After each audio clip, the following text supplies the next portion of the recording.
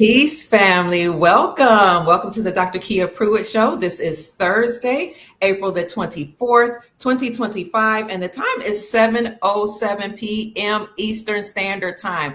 Welcome. We are so excited about all that's going on in the world and about our esteemed guest. But before I introduce him, I just want to thank you all for joining the show, for sending gifts to the Dr. Kia Pruitt Show. I want to thank you for all of your prayers and calls and all of the email that you all send me. Also, I want to welcome our new members. We just created a members only group on my YouTube channel, the Dr. Kia Pruitt Show, where you will receive access to exclusive interviews, exclusive information, and exclusive knowledge. So that's just for our members. I'm also giving everybody who drops me an email in that members only list a special gift. I'm going to give everybody an ounce of silver that joins the members only group. So today in the members only section, we talked about some things relating to the RV and how we know that the revaluation of currencies and currency exchanges are imminent. Tomorrow, we're going to talk about the gold standard and how you can use gold backs right now. But today, family, we're going to talk about world events. Welcome to you all for being here. Welcome to our new member, Sheila Wallace. We thank you so much for joining the show and joining the membership only group that we call Soul Tribe Membership. Welcome, Brother Maurice Penner. We appreciate you joining our members only group. Welcome also to Airbender, who says he is so excited about being a member of this exclusive group. Also, we want to thank the newest member, Kat, for joining the members only group, and Brother Delbert Brown for joining the members only group. And I would highly recommend that you all who desire to have exclusive access to me, because you can call me, you'll be able to email me, but only if you are a member of our members only group. And you will see the video that we did yesterday about age defying technology that Dr. Kia Pruitt is promoting. So without any further ado, family, let me just say there is a lot going on in the world. Hit the like button as you chime in. Let everybody know where you're hailing from. Subscribe to the Dr. Kia Pruitt Show on YouTube or Rumble and share this video because this is going to be outstanding. So a lot is going on geopolitically and economically in the world today. In fact, people have been calling me, texting me, emailing me, and asking me what in the world is going on and what's next. What's leading them to being uncertain about what's going on in the world? Well, the Pope just passed away at the age of 88. You all know that the number 88 is very, very important, but he recently passed at the age of 88 after months of being in critical condition and hanging on by a thread for months. Kind of reminds you of the United States Incorporated hanging on by a thread. So he passed. King Charles is severely ill and has announced that he has cancer and he doesn't think he has much longer to live at the age of 76. So people are saying, Dr. Pruitt, death comes in threes. Who's next? What's next? I mean, not only do you have death happening, but nations, one after one, are dropping the United States dollar. The United States has withdrawn from the World Health Organization. Trump is issuing out executive orders one by one, left and right. And now nations are frantically meeting with President Donald Trump regarding new trade deals and tariffs. In fact, he said he's going to meet with 90 nations in 90 days. And so far, 34 of those nations have contacted him. So what in the world is going on? Will the America collapse? Is this the end for the United States of America or the empire, the Babylonian Empire? Is it the end for the United States dollar? Is it collapsing? Is it true that the gold standard is returning? Will it be reinstated? And more importantly, will the republic be restored? Well, honestly, I don't have the answers to all these questions. So we invited a very astute scholar here today, a historian, an astrologer, a husband, a father, and a doctorate of jurisprudence to help us understand, or better put, understand and overstand exactly what in the world is going on. Family, help me welcome our esteemed guest, a favorite guest of the Dr. Kia Pruitt Show. His videos always go viral on this channel. The Grand Sheik, scholar, and master teacher and astrologer, Dr. Asir, the Duke of Tears, to our show. Welcome, Asir, Duke of Tears. Peace. Thanks, everybody. Thank you, sister, for having me on. You're Um, welcome. Thank you guys for all the support and all of the love, and always having a platform to be able to speak to the people directly, and cut away a lot of the fat that sometimes gets in the way of people making relative choices to the options Yes. brought forth. So I appreciate you. Oh, we appreciate you. And as I told the audience earlier today, what I really admire about you, other than your scholastic work, is that you are a husband and a father, that Thank your reputation precedes you. You actually walk the talk. You live the message. Your name's not attached to scandal. You you. are an astute scholar. You are an avid teacher. You live Appreciate by rules and principles, mainly the five rules and principles of it. our dynasty. And I Mm. really, really admire that about you in this time where people are looking for somebody to measure their life up to. So I hope that's no pressure, but that's pretty amazing in the time in which we live, King. I appreciate you, and I appreciate the acknowledgement, and I strive to, be worthy of the support by Yes. um striving not to put my nose in places I don't need to be, and Mm, ally myself with people I don't need to really be around, you know what I mean? Because I do. unfortunately, we exist at a time, like you said, where, there's not too many people that's striving to be on the up and up. And, it can be or is a lot of pressure, but at the same time, I don't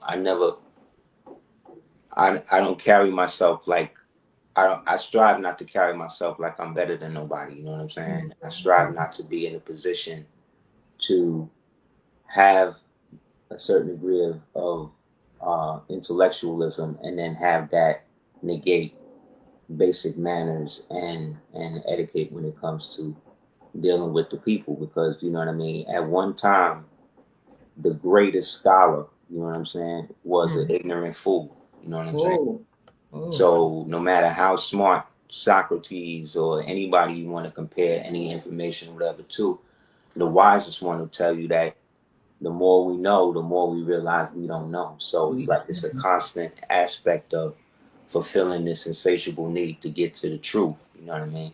Yes, sir. And you know, the thing about lies is lies need a lot of bunch need a group of need a chorus. You know what I'm saying? And they need a bunch of people to hype it up like it's a truth. But the truth, you know what I mean? The truth don't care who tell it. You know what I mean? Whether it's told by the enemy or you know what I mean, your confidant. It is a energy that can be anything except a lie. So once you establish that, you want to you want like a truth. The truth is not fact. The Mm, truth is the eternal aspect from which facts derive. You know what I mean? mm, So when people say, "Oh, that's a fact," that may be a fact, but it may not be true to that individual because of the circumstance, the amount of education, whatever, whatever. So everybody come to the truth in their own time. Yet yes. everybody is confronted with the facts in real time. You dig? Mm, So in real time, in the perpetual now, is where the truth is now has been under attack for the past, let's say, 6,000 years. okay. However, it's also a time where it cannot be withheld, because the age of Aquarius is all about pouring it all out. So Speak the on it. more you try to fill up the bowl, Aquarius is just pouring it out. As soon as it gets full, it's getting poured out. So you can't really retain the amount of buoyancy and substance that Mm, you used to be able to have. And thus, what happens in a juxtaposition of that is that things that used to not have substance now do. You see what mm, I'm saying? And yes. so that kind of counterbalance or imbalance is what's creating the the march towards the entropy or the event horizon or the singularity that everybody is talking about is going Mm, to happen. However, what delays it is the fact that this reality is also, as much as assimilation, it's also self creating and replicating, which means that nobody wants to really check out before they get what they have been working towards, really. Mm. You know what I'm saying? So it's an element where, you know how they say, like, when old people retire, they'll die. That's why you Yes. see old people in the grocery store 6 in the morning and all that. That's because the routine is what gave substance. You see what I'm saying? And now the routine is Mhm. gone, the direction and the fulfillment of purpose is no longer there. You dig? So they have to the ones that pivot into something to keep themselves active are usually ones that last longer than the ones that just, languish away. Mm. However, that's what I'm saying about in terms of like how the truth and how for the last 4 years we've been bombarded with a bunch of lies, Yes. right? Yes. So now we have been bombarded with the truth, but it's coming from the same artifice that was exposed, that was Mm. telling the lies. True. So you have these people that are now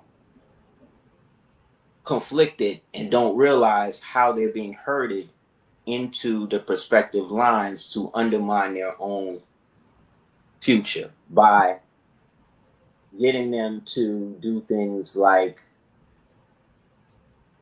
not speak against their own country, but to the point where you're so into hating this person that you see as the enemy that you are now willingly going in and like digging up people Mm. who have been selling you poison for your whole life. Everything that's been causing the poison that people are blaming the factory, the corporations for, the corporations are paying them to create these products with these chemicals, with these things in it that they then sell to us, the average individual being, who then winds up with cancer, winds up with lymphatic failure, winds up with all these things because you don't know that the Lululemon pants that you're wearing has a chemical, forever chemical variant in it because because polyester is plastic. You understand? Mm. So you're sweating plastic into your private parts and stuff like that, and then Mm. Lululemon is catching all of this bread from it, and then now it's starting to catch heat from it. But Lululemon is paying China to do that, to create Mm. this. Lululemon could say we don't want forever chemicals in the crotch of the Lululemon tights, but they're not going to do that because they don't got to do that. Well, now we're reaching a point where effective immediately, Immediately. right? Immediately that no more red dye number 5, no more yellow 40, no more blue 47, no more none of these Nuremberg chemicals that were supposedly outlawed at Nuremberg, but Mm. seem to find up in your Skittles and in your Mm. and in your thing. But see, the problem is they don't see, the public don't see the how the faith of the mustard seed turns into the actual tree that you create the mustard from. So they not really seeing. They say, "Oh, this is just for artificial flavors and this like that, right?" Yeah, but Mm. it's going to start with that, and it's going to get into the other stuff that's killing you. So once we start getting rid of the artificial flavors and all of that, right? Then that means we got to get rid of the other stuff that's in the food that's destroying the stuff too, like oil. Oil is in everything that you got. Oil, when Mm. they talk about, like, I'm not just talking about like canola oil, soy oil. I'm talking about the oil out the ground they put Mm. into clothes, they put into Wow. baby pacifiers, they put into talcum powder, they put into all of the stuff that has been killing the American populace since the close of the Great War, World War II, what they Mm. call World War II. And Mm. so, see what I'm saying? So you start dealing with that. Now you gotta start dealing with Exxon. You gotta start dealing with Mm. Shell. You gotta start dealing with BP. You understand? So Yeah. then it don't stop with them. Now we gotta get into the water companies with the fake water they selling. Now we gotta get it. You understand? It's Mm. a process. And so because the people are so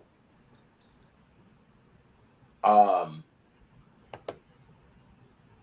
malleable to post-hypnotic suggestion, they are looking at this as some sort of attack on them when they are attacking the so-called enemy. Like, to do business in China, you have to accept, like, if you want to do real business in China, you gotta come with bribe money.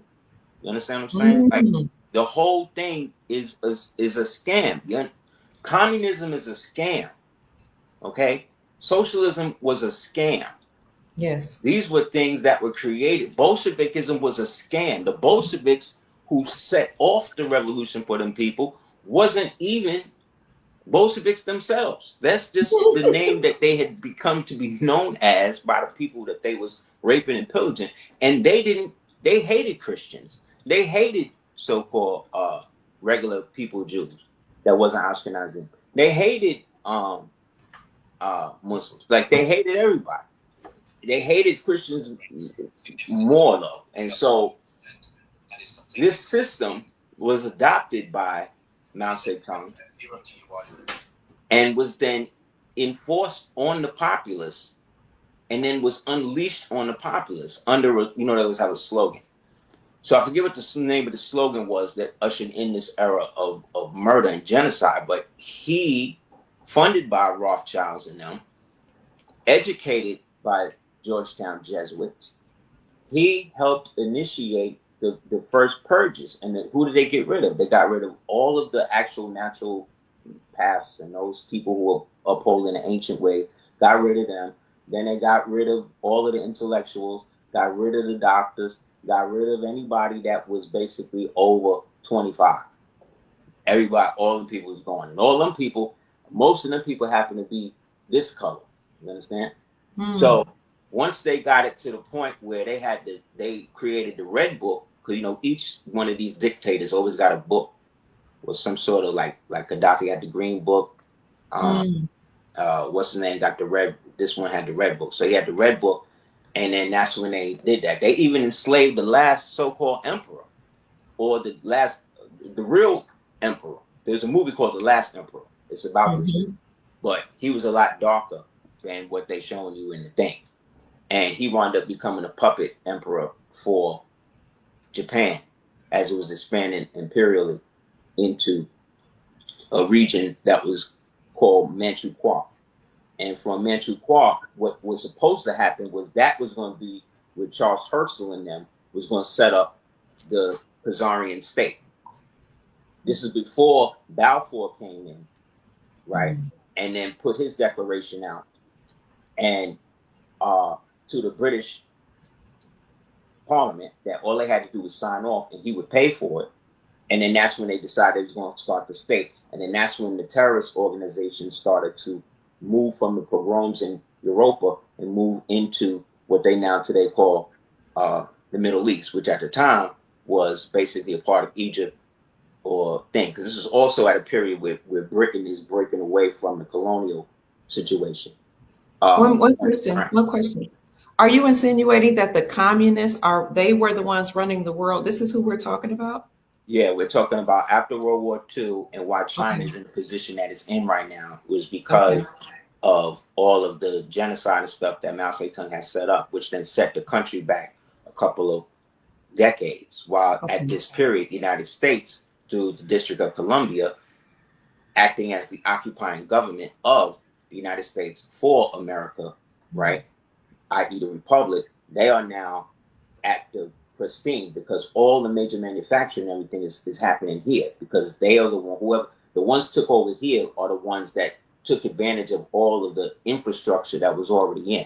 They were the quickest to dig stuff out and then figure out how to use it, and then kidnap those of us that was a part of the old government, part of the old world, and then force them into plantations to teach them how to work everything. And once they did that, they then adopted their names, took the patents attached to those names, and then started switching the pictures and putting their pictures and their names in, and then kicking them people out, right? Wow. Okay. And so they did that between I would say hardcore between 1861 and 1871, and then by 1871 to about 1900, that's the cleanup. Now they done got rid of the generations that really remember how it really was. They got all of the rest of the people that remember the Millennial Kingdoms and stuff. They done convinced them that they're just crazy. You know what I mean? They done have a whole generation of children that they could put in orphanages and then just program them to be what they want, and then put them in that, and then started to, like I said, move the people out and then move these new people in who have now repurposed with this new culture of that.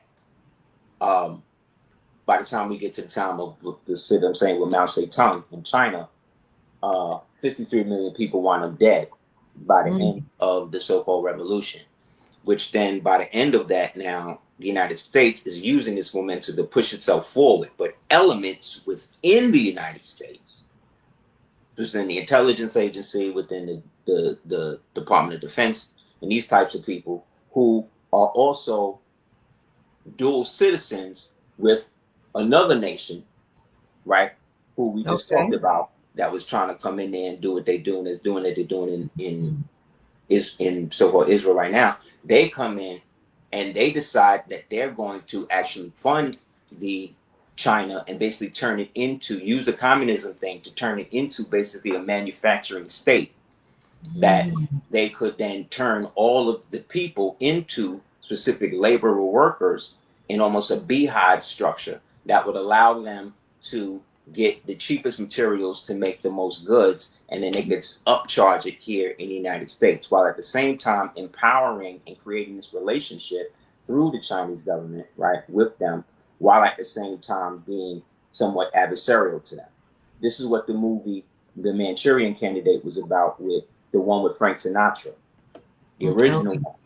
People gotta go back and watch that one, because that's the real one. That's the one that is dealing with how the time what I'm talking about. And in that, China was the ones that was doing it. In the Manchurian Candidate with Denzel, this was just an expose on how they was running the protocols for the MK Ultra and the MK Naomi programs to create the political mouthpieces and the mind control political mouthpieces and the sleeper assassins. I see. So all of that came out of this period. So right around the time that Reagan shuts everything, all the manufacturing stuff down, right? In America, everybody starts outsourcing. This is when Detroit, this is when everything goes to thing. America starts producing, we become more import based, right? And then what happens now is China is gaining more leverage, because now the people who have been subversives within the United States government from Lyndon to who's that? From Lyndon to who's that? Ford, then Nixon, then it was Nixon then Ford, right? So everybody from let's go from JFK. So from JFK, he was basically doing what this dude doing now. They got him up out of here, right? We'll get into who that was in a minute.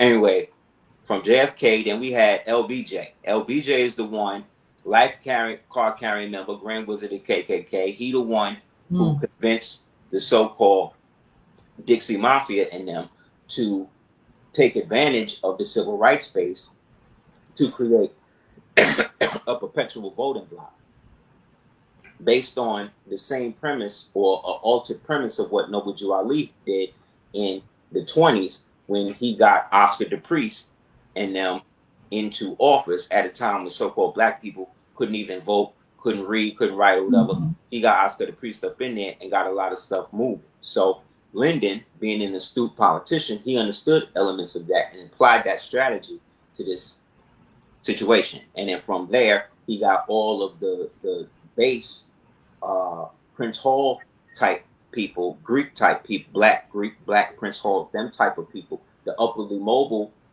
blacks that was trying to integrate, and they went to them. You see what I'm saying? But they didn't have as much money as the so-called melanated people who were still owning land and property and all of that. So what they did was they made sure that they found a way to eventually get the property. So what they do is they start to promote college as a means for you to send your children to get educated. And then once you send them to the education camp, remember the HSBCUs like Spelman, that was set up by the Rothschilds, named after Miss Spelman, who was Rothschild wife. Howard, which was a military installation set up for the POWs of our war that we surrendered in, and then used as a military base concentration camp, which it was a city at one point. They refurbished it as the so-called university to re-educate the so-called wayward Negro youth. And through this re-education, this is when they start to learn that they imports from Africa and this and that. So now their parents are saying, no, you really from here, blah, blah, blah. And they're like, no, we're educated. We know what it is. So now we're going to do what we need to do because we eventually need to go back to Africa. So in that, to do that, we need money. So to do that, we need to sell the property. You see? So this is how you not only denationalize, you're also dispossessed. You're also possessed by a false ideology, right? And then you're forced to make decisions that impact you negatively while create a compelled benefit for everybody else. So in that, communism and these things start to be used by the time Marx, who was a melanated man, and he starts piling around and starts espousing all of this stuff. And then from there, like I said, these Khazarian think tank mafia people start to use that as the means to propagate the ability to finance unrest, create war, and then pull money from it. And then that became the cycle. But to do that, you got to use a political system. So communism or socialism was used because it could be applied to any civilization. You could just put it over that and follow the tenets. But the main tenets of it is genocidal murder of your population. You understand? That's why you have all of the stuff that is dealing with you in the social system today. All of the programs are incentivized to keep you in the system and not incentivized to keep you out. And then all of the food is then incentivized to keep you sick. And then all of the information is incentivized to keep you scared and keep you fear-based and keep you miseducated, right? Meanwhile, for people with money, they're able to get a better education, a better situation, but they're just in a gold hamster wheel while you're in an aluminum one. You understand? And theirs may be a little higher on the shelf than yours, but when they work together, they create the cog, which is the machine that keeps the watch, right, going. So that's why everybody got to be on someplace at a certain time. You got to have certain things at a certain thing because everything functions through the numbers of the Kabbalic system that these people that I'm talking about have been using on that. That's why certain dates are important for certain things. May 1st, July 4th. See what I'm saying? On the 5th. These things are used because this is how the old pagan Romans, right, again, originally started as a republic, right, then was co-opted into a state, then was co-opted into an imperial empire, right, which then, based on paganism, basically adopted through the ages whatever civilization that was there. They would just absorb you in, Romanize you, basically rape you, and then get you to worship their gods. If not, they would just genocidally wipe you out. That's socialism. See what I'm saying? Under the Roman pretense of fascism, right? So these systems, they don't exist, but they exist in the minds of the people who have created the system that's attached to numbers that they can attach to words, right, and phrases that get into the minds of people that alter them to make them think that communism is the right way, that cutting my breasts off is the right way, that robbing this bank is the right way. It's not that they're forcing you to do it. They're creating the parameters for you to do it, and you fill in the blanks based upon your perceived social, economic, circumstantial reality that you believe is imposed in you, that in actuality, you're imposing on yourself. So it then creates a disassociated identity disorder right? A DID disorder, where now you're looking at yourself as somebody else. That's why when people do certain things, they pop out. We've all have done it. At one point, you pop out of it like, yo, I wouldn't even do that. That's not me. But no, that was you. See what I'm saying? It's just the you in that moment was dealing with whatever emotional archon that attached itself to you and allowed you to then play yourself, however that is. Now it's up to you, who is now back in control of yourself, to make amends and figure out how you're going to move forward. So that's where the country is. Okay. That's where the world is right now. But where the rubbers meet in the road is people who live in this country are now actively trying to find ways to sabotage. So that alone, on a basic level, is treason. But take the United States out of it. Okay? Because the United States is not America. America is the people. America is the continental North, Central, and South. But in our provincial aspect, it's everywhere from California all the way to New York, all the way down to Texas, all the way over to Florida, back up all the way. You understand what I'm saying? Yes. Mainly. Then you add Alaska and Guam and whatever. But essentially, America has always been the people. Those of us that have been here and have always been here. Then at a certain time, another group of people came and then acted like they was the original people. Right? That was the whites. That was the Siberians. That was the Chinese. That was the white Irish, the white French, these types of people. But remember, they didn't get here till the late early 1900s. Okay. And didn't really make an impact here as social groups. Because remember, these were slaves. These were peasants. Slaves. The European, all these other people that came over, they were slaves. Came here, they didn't have names. That's why they gave them names. Okay. They said, "Oh, well, we always didn't." No, in some of these cultures, they was coming straight out the caves, putting blankets on them, putting them on the boat, and sending them over. Slaves to whom, Sheik? Slaves to the Cossacks. It used to be the original Tartarians, but then once the Russians helped wipe that out with the French, they wound up taking control of who they call the Circassians, who were the slaves who lived in places like Siberia, the Caucasus Mountains, the ones that was in the caves. These are the ones, and they brought them out, and once they purged Europa of people like us, they moved them in, and then they got to live there for like maybe 20, 30 years. And so now they're thinking they're the real ones because they don't have a history outside of the history that they gave when the new invaders brought them in and said, okay, this is where you're going to live. You're a German now. I got chills hearing you say that because I didn't know that. Okay. Yeah, this is how they do it. There's a book called The 13th Tribe by Arthur Koestler. There's another one I always talk about, how the Irish became white. Another book, They Were White and They Were Slaves. Another book called The Forgotten Cause of the Civil War. And in these books, White Cargo, Black Masters, White Slaves, Black Confederates. There's a plethora of this history, but they have suppressed it and they've only given it to you in parts and then changed the names of different people. So you think it's not your people, but it's your people. It's just they had different customs, and then they got a new people to come in and act like they were those people. Same way you watch old Western movies and you see the white man playing the Mexican, playing the Chinese man, playing the Indian, right? That's the same thing they did in real life. That's where they got it from. That's how they did it.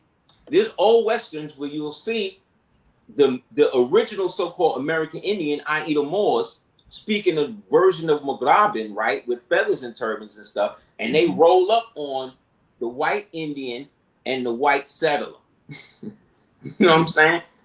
Because that's how it was. They came and tried to adopt the ways in order to live and get into the tribe. And once they got in, their goal was then to take over and then turn it back to a colonial system.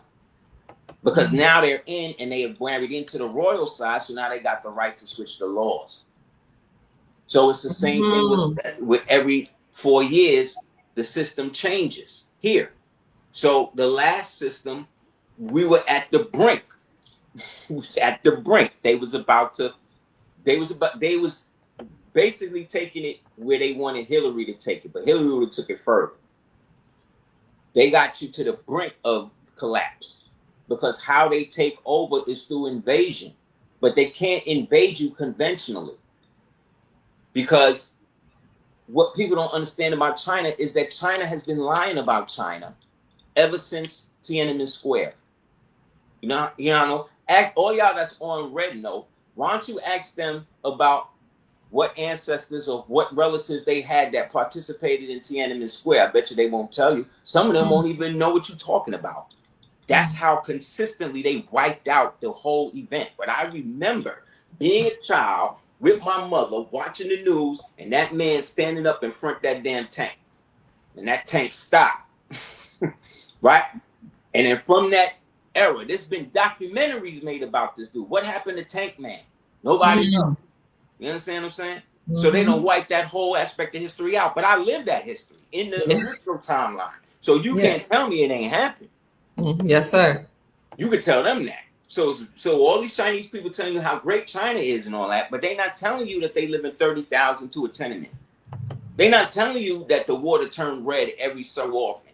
They're not telling you that they got to deal with they got to deal with not only them being able to take your bank account, but they're able to go in, put money in, take money out. They're able to see who you spend with, shop. One day they might say you can't buy bananas. You can't buy bananas for the whole day. And if you try to buy bananas, they'll shut it up so you can't buy apples now. Then if you try to buy apples, they're going to say you can't buy grapes. This is how they work. That's their culture. That's what they turn their culture into. A utopian, dystopian hellscape that appears as a scientific marvel. But in actuality, it's hollow. It's falling apart. They got buildings that's made literally out of cardboard. They got buildings where you can't even, you can't even walk hard because you'll fall through the thing. They had a whole tenement city of over 50, I think it was more than that. Maybe it was made to capacity for only like 50,000 people. They pushed it to like 100 some odd thousand people in this one thing. It was its own city. It had its own ecosystem. It had its own thing, and it had no sanitation. So all they would do is throw garbage into the middle of the pit. And every year the garbage would rise to the point that by the time they demolished it, it had almost reached the top. This is where Netflix shows like The Platform and these types of things is coming from. This is how they live over there. You understand? Unless you got money. And remember, these are communists. So they're allegedly anti-capitalist. So they can do whatever they want to their people. Remember all the people they killed during COVID? Remember, it came out that the whole thing started with them.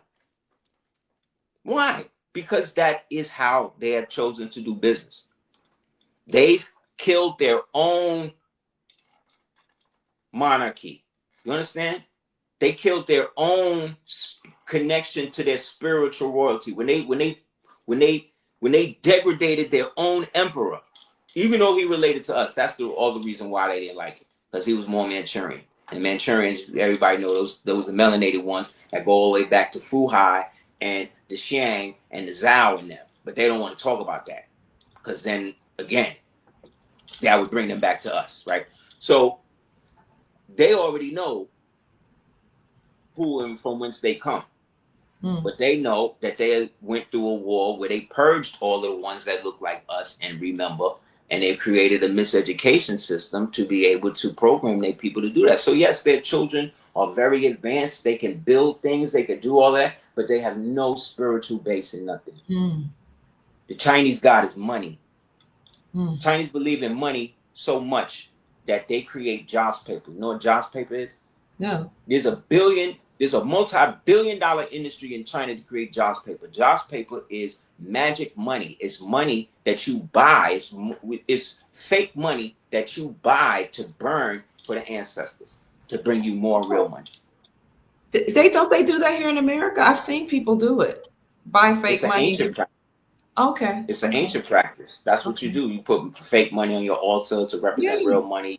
Buy the Joss paper, right? I'm not trying to like just to practice spiritually. I'm saying that money wise, That's the focus of the prayers. You Mm, understand?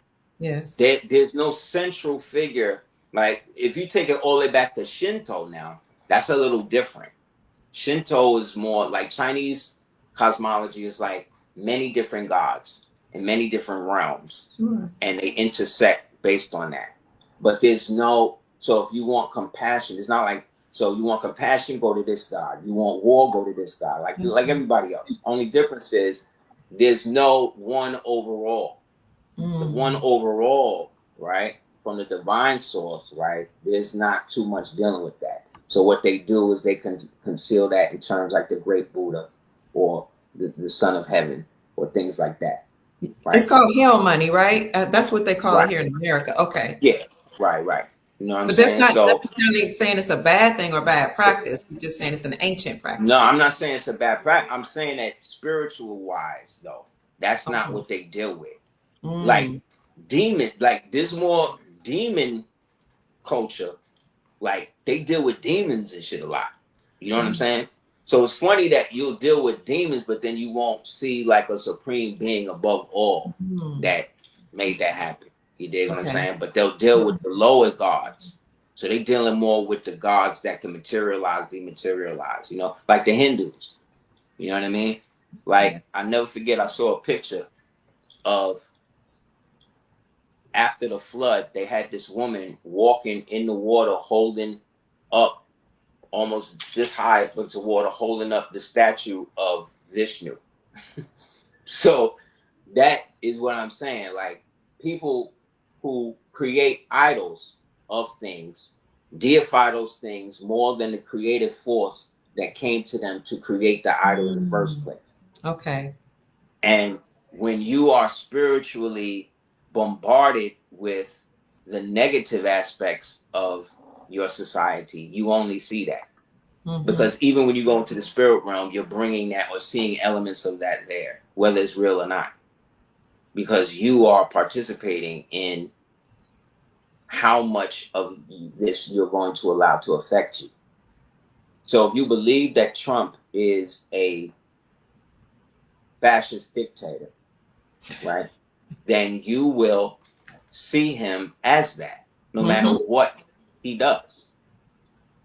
And in his heart, he might be, but you got to go by not by what they say by eyes, but by faith alone. You got to sometimes go within what is the person doing. So Absolutely. every time somebody shows me something, oh look, he doing this, then I see something that's the exact opposite of that. Hmm.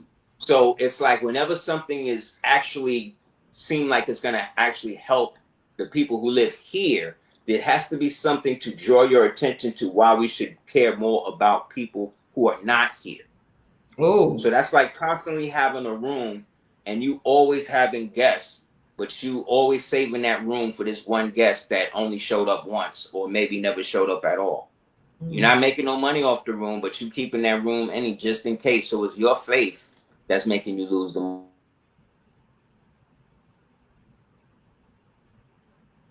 Are you there? I see her. I think he paused. Thank you all for those of you that are entering the chat. We appreciate you. He might have gotten a call or something that caused his phone to freeze. Thank you also to all the new members that have joined the Dr. Kia Pruitt Show members only channel. For those of you who joined, members will get exclusive access to certain videos and interviews and products that we are promoting on the Dr. Kia Pruitt Show. I am also promising to send everybody a gift if you drop me an email in the members only channel, and I leave my personal email there in the members only channel of the Dr. Kia Pruitt Show. And we will discuss certain things that we won't discuss on this channel. So I'm going to go ahead and invite him again to the show. Wait 1 minute. Today on the Dr. Kia Pruitt Show, we talked about, in the members only section, we talked about how we know that the RV or the revaluation of currencies is imminent. We talked about how tariffs and these agreements with President Trump will lead to a currency revaluation, and that whole currency is going to the bank very soon. Let me see if I can get Asir back in the chat. On tomorrow, we're going to talk about gold in the members only group and how you can use gold right now. How you can use gold and gold backs for local goods and services. And I will back it up with proof. So that's only for those who join the members only group, because there's some information that we won't share with everybody else. You'll also have exclusive access to me, and I'll give my personal email address in the members only group. We'll have some key sessions where we'll just talk to get to know each other. You'll be able to ask me personal questions and questions endlessly about Nassar, Jassara, RV, all those type of things. I'm not the expert, but I'm an expert based on research, knowledge, and information that has been shared with me. But I'm not the end all to be it all. Therefore, I will invite people like Asir, the Duke of Tears, to come on this show and into the members only group. So the members only group you'll see on the Dr. Kia Pruitt's YouTube channel. And they'll have a button that says join. You can click to join. And that's it. It's as simple as that. Let me see. For those of you who have asked me about credit repair, because I was a credit repair specialist, I will share with you a letter in that group, how to challenge certain things on your credit report. Although we know credit is ending, okay, all of your debts are going to eventually go away, bank loans, all that's going to go away. But some people have still asked for a letter that they could send to TransUnion, Equifax, and Experian in order to discharge or take off or challenge certain things on their credit reports, like collections, et cetera, et cetera. So in the members only group, I'll give you that letter. We can talk about that, and we'll just chat it up in the members only group. And I'll try to post very, very often, because people want to hear from me. So here again is Asir, the Duke of Tears. Welcome back. Hey, sorry about that. The phone got too hot. It just shut down. Oh. Had to put it in the freezer. Oh my gosh. One last thing, family. For those of you all, I see some of you are sending a Cash App blessing. Thank you so much for supporting the Dr. Kia Pruitt Show. I will shout you out later on in the show. We want to focus on our special guest. But those of you are asking, it is $ Mama Kia 13. That's $ MAMAKIA 13. If you want to support the show by sending a Cash App, or you can join the members only group on the YouTube channel. Also, I will put all the links of Asir, the Duke of Tears, the Grand Sheik, in the description section of the YouTube channel and the Rumble channel.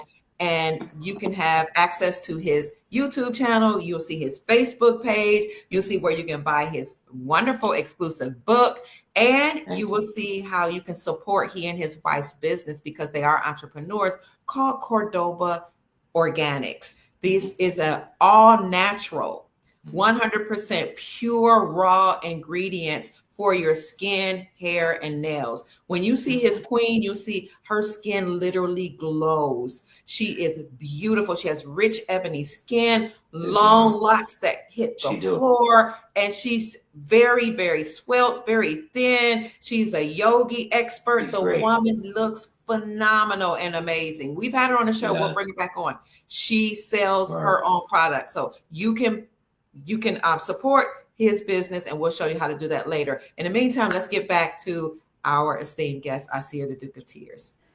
Shukran. Sorry about that. Happened. But that's what I'm saying. Like, people are being urged to do that, when for the past 4 years, the government was being run by Adam Schiff, Comey, Brofman, Birnbaum, Ann Weiss, what's his name? Funded by Soros' son, who just took over from him. They was laundering money through the FTX thing. They done kept that whole Bankman free. They made that go away. Nobody talking at that, but Maxine Waters got money from him. Jeffries got money from him. You understand, 76% of the donors to the so-called DNC party are all billionaires. All of the money is coming from billionaires, and then the people are used to take pieces of the billionaire money and use as mules to pass it through. Then they wash it through Act Blue, and then once Act Blue get it, then they wash it again through like BLM or whatever. Then they'll wash it again, right? But the money used to come directly in through the USAID, but then the head got cut off for that. So now everybody's rat line got exposed. Once they got exposed, they couldn't launder like they used to, because now they're also being audited. So, but it's a forensic audit. It's not just a regular audit. It's a forensic audit. So this What's is that? What's that, King? Excuse me. a forensic audit is when they go deep into the root cause of the payments and how those payments have matriculated into undocumented accounts. Okay. And also, basically, it's what you use to discover a crime. Basically, you usually bring those in when you're trying to set somebody up for an indictment. You know what I'm saying? Yes. So all of that got exposed. So the character, oh damn, let me get a charger real quick.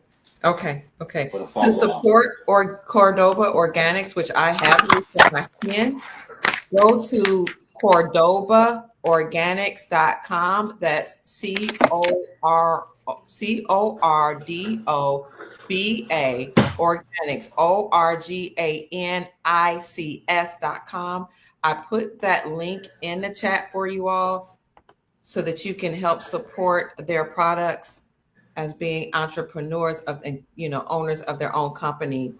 Let's see what else we want to share with you. Also, if you're interested in sending a donation to Asir, the Duke of Tears, for all the information he shared with us through the years, his Cash App is $DS418. That's $DS418. And again, I put the link to Cordoba Organics here in the chat for you all. Thank you so much. We see our moderator, Love BN Nubian, chiming in. She says, Doc, that hair is fire. Looking fly as always. Thank you, C-Star. Thank you so much. You're on the site now? Good. They're on the site now looking at Cordoba Organics. We appreciate you. Okay. Great products. We're going to bring his wife back to talk about her organic products. Okay. You're back. Sorry about that. Yeah, so that's what's happening. They created a new syndrome, the TDS syndrome, and then they used that and milked that so much that it became the opposite. It actually numbed people to all of that, because people can relate to persecution. And when they see someone being persecuted, no matter who they are, it's a problem. And remember, being raised in America, you were raised to sympathize with the devil. You was raised to sympathize with the gangster, sympathize with the serial killer, sympathize with the murderers, right? Think about all the documentaries you've seen about the Iceman killer, Jeffrey Dahmer, all of that. Yes. There's people on that thing talking about, oh yeah, he seemed like a good person, all of that, right? So think of all of the women right now that are trying to pursue people on death row and stuff like that. You know what I mean? Like, not every criminal on death row. Yeah, it's a big thing right now. Women are marrying dudes in straight prison, straight dead. One female, blessed the death to her family, married the dude, had conjugal visits for him, and then he killed her. You know what I'm saying? Like, Christian lady, really about forgiveness, all of that. But, not every person in jail is innocent, right? Right. You know what I'm saying? Like, some people there, because that's what they did. They did things that had to be there. So when people created when people started to equate,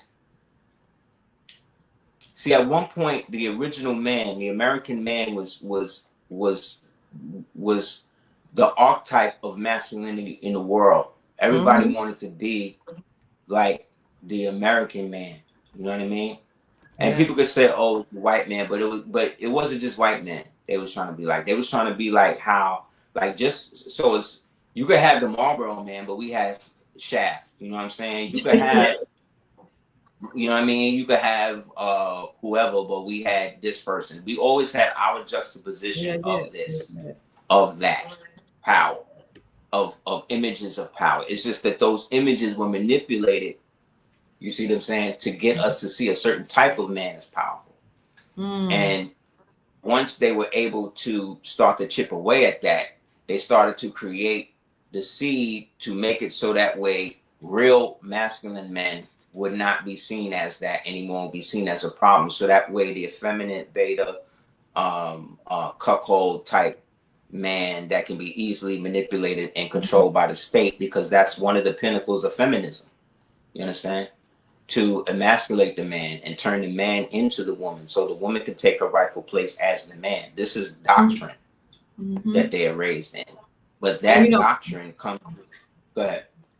thank you, sir. I was going to say that we don't realize how detrimental feminism is. We think that it was about empowerment of women, but the real movement was about taxing that population of the female or the women population. It was also about usurping authority from the man and getting the woman to annihilate her own child as part of the eugenics program as well, Yes. according to my knowledge. Yes. It wasn't even about rights for women.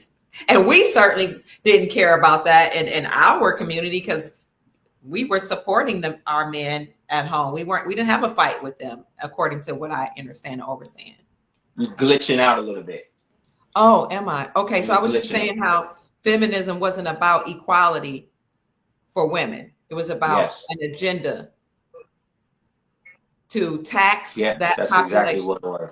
Okay, yes. That's better. Yeah, Okay. that's exactly what it is, what happened. And the sisters fell for it. And then the narrative was created by getting these educated people like Toni Morrison and these types of writers, Nick Giovanni, and these types of writers. They then convince you of the narrative given to them by the Jewish Rhodes Scholars and these people that programmed them with this communism and this Marxism and this feminism and stuff. And now they start writing stories about how grandma was always raped by her grandfather and she never really loved him, and how she needed to be free, and this and that, and how she was always raped by the white man, by the black man, and sometimes the black man did her worse. All of this came from that time period. Up until that period in literature, it was always about keeping us together. You And can I understand? say one more thing? The writers, whether it be Zora Neale Hurston. Another narrative that I keep hearing is that women were beaten and abused by the black man. The black man had a family across the road or across here or there. And while some of those stories may be true because you have bad elements in every community, it wasn't my reality. My grandfather didn't have families across the road. Neither did he beat up on grandma on either side of my family. No. They tried to make the exception the rule. Yes. They try to take the smallest aspect of original people culture, or the most small, because when you look at all of the negative stuff you see about black people 24/7, 365 days a week, that only represents not even 1% of us as an original people here in the country. Them people that you see on TV, all of these people they propped up to be puppets to their system and get you wrapped up in it. All them people broke. None of them people is really real people. They are just functionaries of a system, and they're paid well for it. So you can't feel sorry for them. You can only understand that they're just another part of the rule and another part of the plan that allows the plan to function, because they're there to get you to aspire to be like them. But why would you want to be like them when 10 chances of 1 the arena that they were put in to make you idolize them was probably rigged in the first place? NBA rigged, NFL rigged, baseball rigged. Baseball has been rigged ever since the whole Shoeless Joe Jackson scandal, all the way back in the days. White people still bugging out and finding out Babe Ruth was black. Like there's a whole history of people in this country that you think is melanated, that you think is white, with straight melanated people at the highest heights of this country, like Eisenhower. You know what I'm saying? Straight so-called black man, melanated man. Hoover, melanated man. You know what I'm saying? Like all of these people. The dude that was running the CIA, James Jesus Angleton. He's the main one that got us into all of the crap we in right now. They got statues to this nigga. And this person was one of the most evilest people in the world. But he wasn't a white man. He was Mexican. But passed for white because he went to Catholic school or whatever. He was also homosexual. And he was part Skull and Bones. Once he got in there, he became the heir apparent. They made a movie about it called The Good Shepherd. One of the best occult movies you could ever watch. It's all about him. Okay. There's so much occult stuff in that movie that you'll miss it if you're not, astute. That's why understanding how your enemy operates allows you greater understanding of how you were supposed to not operate. So he operated based upon the Mossad system that he was brought in because he was trained under the greatest spy masters in the world, who was at the time the head who ran what they called the Black Art School out of what became Tavistock Institute. But during World War II, it was based in the underground tunnel system. That's where it originated. And that is where he learned the dark arts and stuff like that on how to manipulate, create spycraft and all of that. And then he wound up taking the code name. They gave him the code name Mother. Because from him, he birthed what we understand the modern intelligence agency to be. Because he was this intersection between Mossad, United States intelligence, British intelligence, which at the time, and then deep within that, the burgeoning Israeli intelligence that was now acting as the final tentacle on the octopus, that they then could reshape the world. And by painting Russia as the enemy, by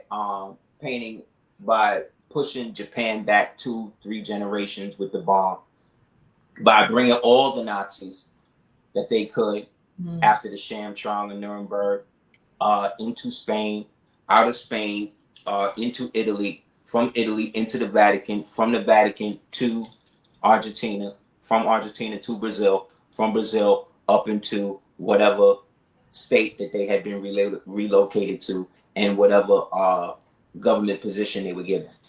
This is how Warner Von Braun became the head of NASA. This is how Jack Parsons and then became, all of these people are descended from these programs or connected to these programs in some way. And these occult programs were deeply entrenched in the occult, deeply, all of them. They do spells on, when the final draft, they got a vault where they put all of the stuff that they do that. And they all will have, like on the back, they'll have like invisible witches seals on them. So you got to see it with a violet light or some sort of effect where it had like invisible ink. Because remember, they're operating within a general system that does not necessarily acknowledge their existence. So technically, they're insurgents within whatever government they're in. You understand? And they have to give codes to each other. But at the same time, they also don't know who else is down with them. You understand? So you could be, they made a movie about this called No Way Out with Kevin Costner. See, there's always a movie. That's what I'm saying. That's CIA. That's them. That's them. That's how they do it. That's how they get you to go along with it. They told you that Hitler and them was alive and they was cloning him in the Boys in Brazil movie. You know what I'm saying? Like they've been telling you all of this, or us all of this. There's a movie called The Apt Pupil, where the old guy that plays Magneto. It's called The Apt, A-P-T, Pupil. And it's all about this little Midwestern kid who's kind of a shut-in, kind of crazy, and he winds up finding out that the dude next door to him was one of the highest ranking niggas in the SS. To the point the nigga still had the uniform, and he would go over to his crib and force him to put it on and talk to him all about the situation. And by the end of the movie, when he dropped dime on him, they find out, when the Nazi hunters find out, oh, he really alive and all that, and they get rid of him. The kid now is already programmed with the whole thing, and then he tells his parents, I'm gonna get into politics. This is what I'm saying. So it's not like the KKK and the Nazis and the white supremacists and the white nationals and the Christian white nationals. These are all waning societies that are on their death throes. That's why you starting to see them again. And they are all throwbacks of the white secessionist movement that talked about how, you know, the South will rise again and all of that. And that is a leftover movement of the losers before that. So this is a continuous movement of losers, right? Who have learned how to manipulate things based upon using the same tactics, but just with different countries and circumstances. And by allowing, and by people allowing themselves to be denationalized or dehumanized, they give them the ability to do that. Because within the human psyche, there is a hierarchy structure. Everybody is not equal. Everybody is made equal, but everybody is not equal. That's why we have to practice equality. You know what I'm saying? Because it's something that you practice. It's not something. That's why they don't say. That's why the devil don't use the term equality. He used the term equity. Equity. See? So the equity is, if this is a line, this is a line right here, and we all need to see things on the same line, but we're not seeing each other from behind the line. So if that means I gotta have the bottom portion of my body cut off, and he gotta get an extended leg or whatever to do that, whatever that has to happen behind the scenes, so long as we're seeing things on the same line, we're equal. We have equity. You understand? And that's it's a fallacy. It's not real. It's developed. It's developed by the same people who developed colonialism. It's developed by the same people who created fascism and communism and white supremacy and black supremacy. These things don't exist. It don't exist. These are concepts and ideological circumstances created by people who are trying to survive. So they're not looking at it from the perspective of this is a long-term plan to a short-term goal. They're looking at it as, oh, see, he failing because everybody now talking about they not going to do business with the United States. You understand what you're saying when you say stuff like that? Because remember, the United States is the problem, but it is the conduit that the world uses to deal with America. America is the people. Because you people think that there's over 4 billion, however many billion people in China, you think that they have the ability to come over here and invade like you see in G.I. Joe and shit. It's not like that. It's not like that. Number one, why? Because China don't have over 1 billion people like that.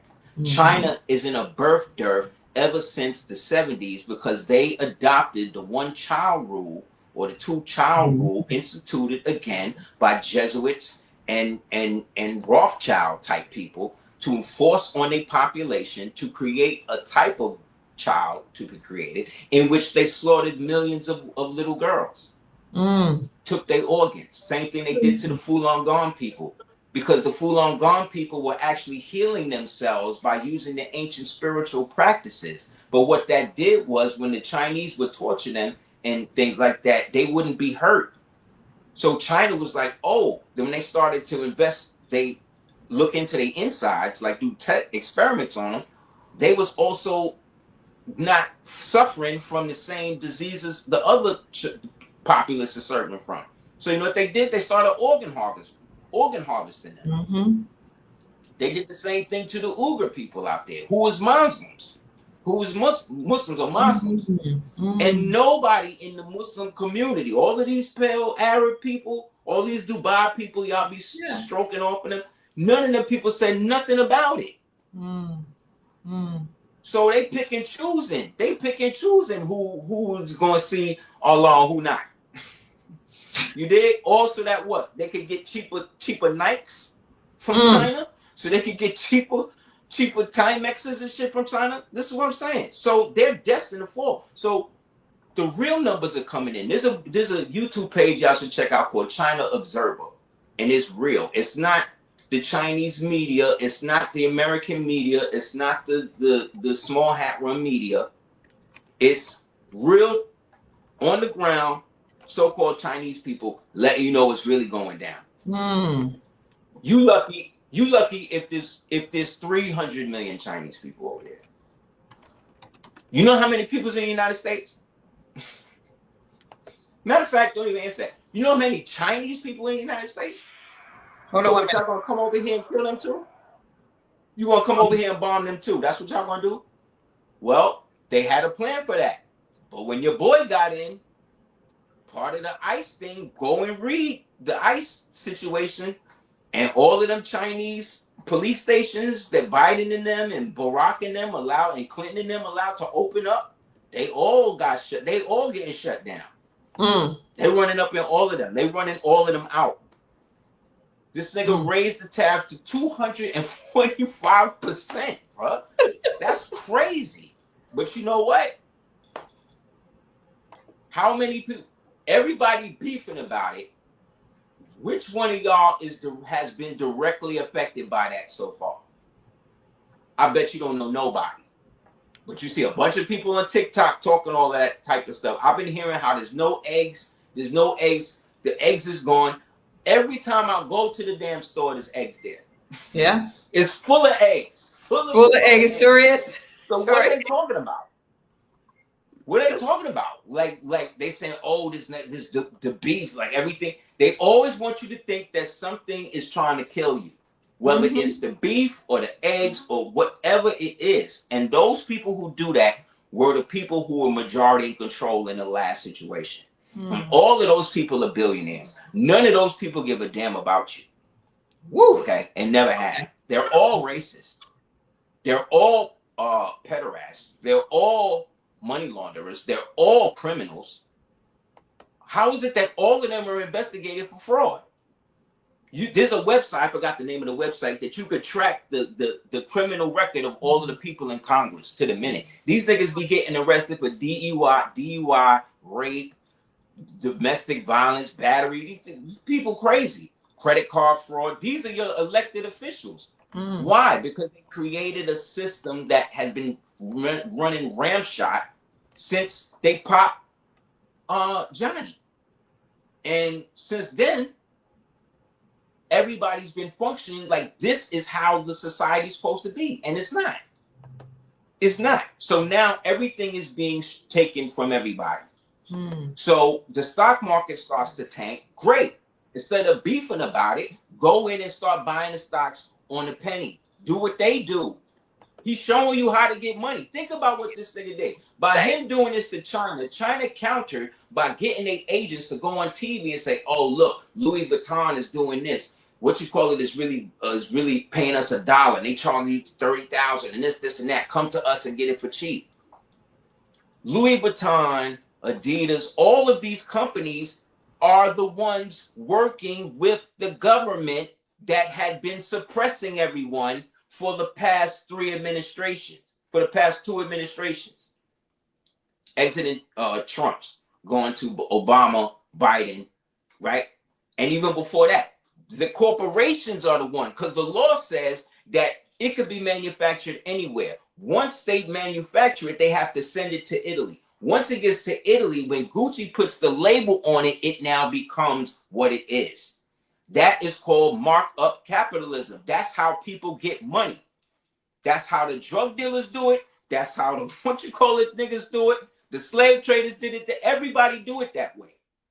Everybody marks up what they have to be able to get it. It's just how much of a markup are you going to do?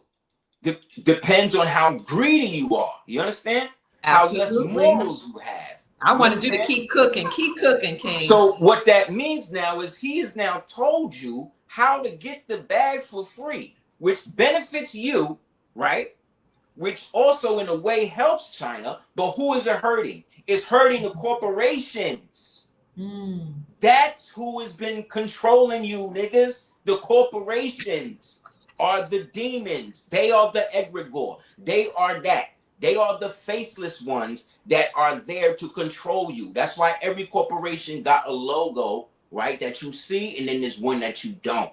Because the one that you don't is based on the demon or whatever entity they use to help create this thing. What do you think? How do you think Pfizer come up with all of this ways to kill you with poisons and then market it to you like it's a vaccine. Only the devil could use trick knowledge in such a way to do this where none of these niggas have gone to jail yet. Where they made old laws to protect them for the lives of people they were going to murder now. So all of that got to get repealed. All of that got to go. But that can't go if the mechanisms to pay for all of that is still in control. So you got to do away with that. And the corporations got to be brought to heel. That's what this nigga's doing. Who's this nigga you talking about? 47. That's what he doing. That's what he doing. He's bringing them to heel. He punishing them for the last 4 years or whatever he went through. And that's what he's supposed to do. That's what people voted him in to do. Absolutely. I'm not even a supporter of this person. And I'm looking at this thing. I'm like, wow, this dude is really, if he was really what they say he is, then they would be for this. But everything he do, not just one thing, everything this nigga do, whether it's good or bad, that's how I know he's onto. I look at him and like, he's onto something. You know what I'm saying? I look at him like, I'm sorry. The chat is going crazy about you calling him an N-word. This nigga. I mean, this ninja. I mean, yeah, him, Respectfully. whatever. I mean, in the end, that's how he act. My relationship with Donald was growing up with him in the hip hop era, and I always saw him around rich niggas. So I'm not talking how many records, like he was dope back then. He was. Everybody was comparing themselves to him. He was paying for Rosa Parks. He was paying for Jesse Jackson to run for president. He was paying for what's his name? Jim Brown's daughter is his goddaughter. Jim Brown. Like, y'all bugging. So what I'm saying is, think about him what you want. I don't care. What I see happening is what it is that y'all said y'all wanted. Y'all revolutionaries, right? Y'all RBG, y'all niggas down with America, flame America. This is what you want. You want the chaos, right? No, because now what happened? The white man made platforms for you. Now you can get monetized. Now you understand? So you don't want this shit to go away as much as you say you do, because you're using the same artifice to shit on the person, right? That you say that you're being oppressed by. So are you really oppressed? Or are you going along with the oppression to give you something to do because this is the purpose that you've created for your life to focus on? Cook. This ain't got nothing to do with this dude. I don't give it. I've been alive since Carter. Okay? And my life has not changed relatively, really, between all of these people. So I done lived under everybody since Carter. And since then, I done seen it go up and down, the same way it's doing now. And all that time I grew up in the nuclear era where we thought we was going to get nuclear bombed to atoms, bro. I grew up watching The Day After. I grew up with that type of shit. I grew up with the Red Menace, where these niggas trained me. I watched Red Dawn. I watched Invasion US. I watched Rambo. I watched all of this stuff. Remember, we used to hide up underneath the desk because we thought nuclear bombs was going to kill us. In school, they traumatized us. The Reagan era was virulently anti-communist. Vehemently. So you can't now switch it on me and now act like Lenin was good and Marx and these niggas was good. And you know what I'm saying? Like, you're not going to do that to me because it's Bobby Seale telling me, or it's Eldridge Cleaver telling me, or it's Kwame Ture telling me. Like, it don't matter what you telling me. The shit you telling me is based on mind manipulation. It's not even a real concept. You can't create a society in which that is the perpetual form of governance. It will not work. You can talk crap about a communist, a capitalist society, you could talk crap about a capitalist in a capitalist society. You could talk about a communist in a capitalist society, but you cannot talk about capitalism in a communist society like that. No. Mm-hmm. You do not have the freedom to do none of that. So all you niggas is out, all you people that's out here trying to talk about how much, like, you're actually rooting for people who are planning every day for your demise. China has raised their children to know that one day they're gonna dominate you. That's why when you see them, all of that pageantry shit they doing, all of the guns, all of that Yeah. is because they scared of you, not the United States government. They scared of the people. The people.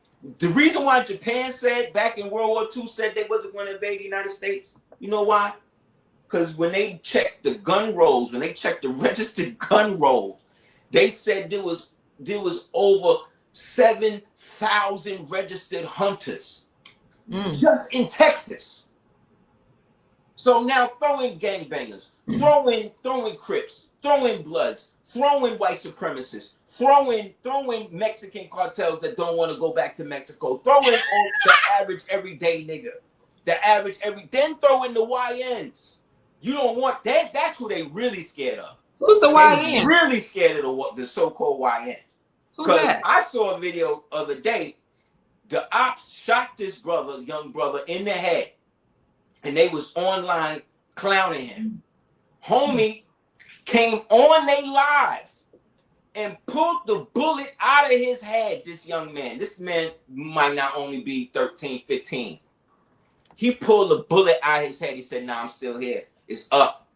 Them niggas shut the live down right away. Like, oh, this dude, they coming back from the dead in real time now. What are you going to do? That's who they're training for.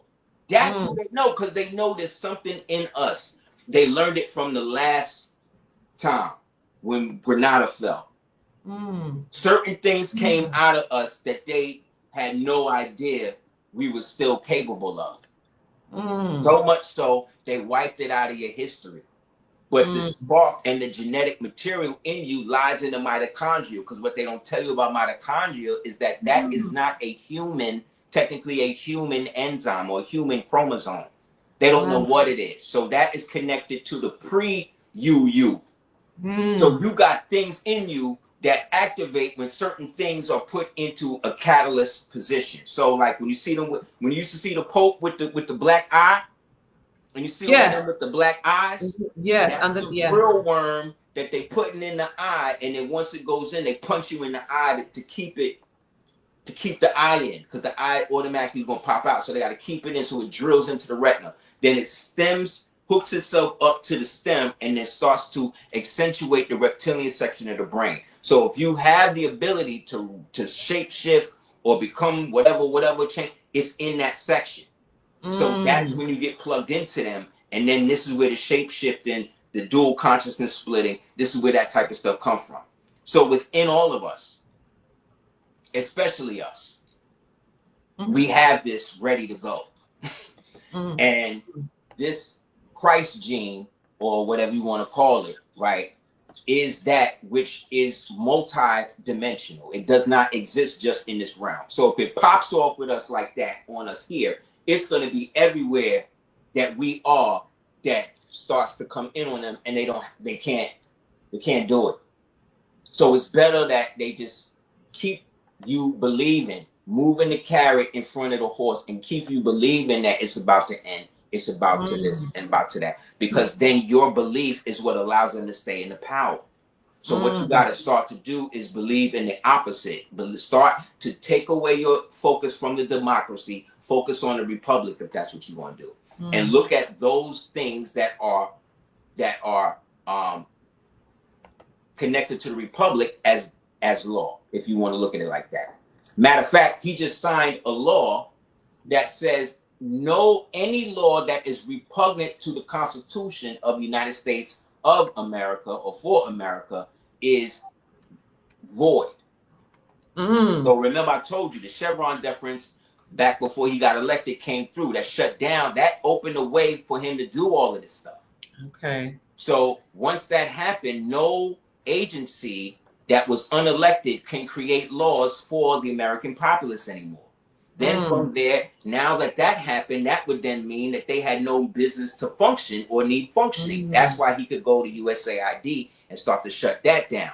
Once that got shut down, all of the money that was being laundered through all of the different human trafficking organization stuff they got going on, they can't access that no more. So they got to create rat lines, right? Like they did in World War II. They create the rat lines to then start to move the money to friendly places like Israel, like Ukraine, like Switzerland, like England. Why England? Because England is broke. The state of Mississippi got more money than England right now. Wow. England, in another 3 years, is going to be all Muslim. Once Charles died, he done signed the country over to become Muslims. Or go look at the mayor. Don't believe me? Go and look at all of the mayors in London townships and London counties right now. They all Sunni Muslim. So it's a wrap. They all they chose. These niggas is also married to 2 and 3 women. They also got more than one wives and all that. They also got their own Sharia courts out there. They also got their own lodges. They also got their own banks now. All within 7 years, this has been going on. So so England is about to be Muslim again. Okay. So once that happened, they're Muslim Brotherhood Muslims. So so it ain't good. These are all operatives. This is the new type of invasion. They take the operative, train them, grow them up, program them, break them, re-educate them, put them into local government, let him rise. Once he gets to a part, gets brought out. Boom, he gets the money. We make sure he gets into the position. Now he's in the position. He implements what we want. That's Trudeau. That's Merkel. That was Biden. Biden, like I said, he wasn't even signing nothing. He was so incoherent and doped up. He couldn't sign nothing. So who was signing it? Well, everybody that I named in the beginning of the joint, because that's who was running the country. And it's illegal, It's illegal to not have the president sign anything, because this technically means everything that he signed into office is basically null and void, because he didn't do it. The auto pen did it, and based on whichever person was trying to move their agenda through. So it's over. So everybody's gonna have to go to jail. That's the only way that's the other thing too.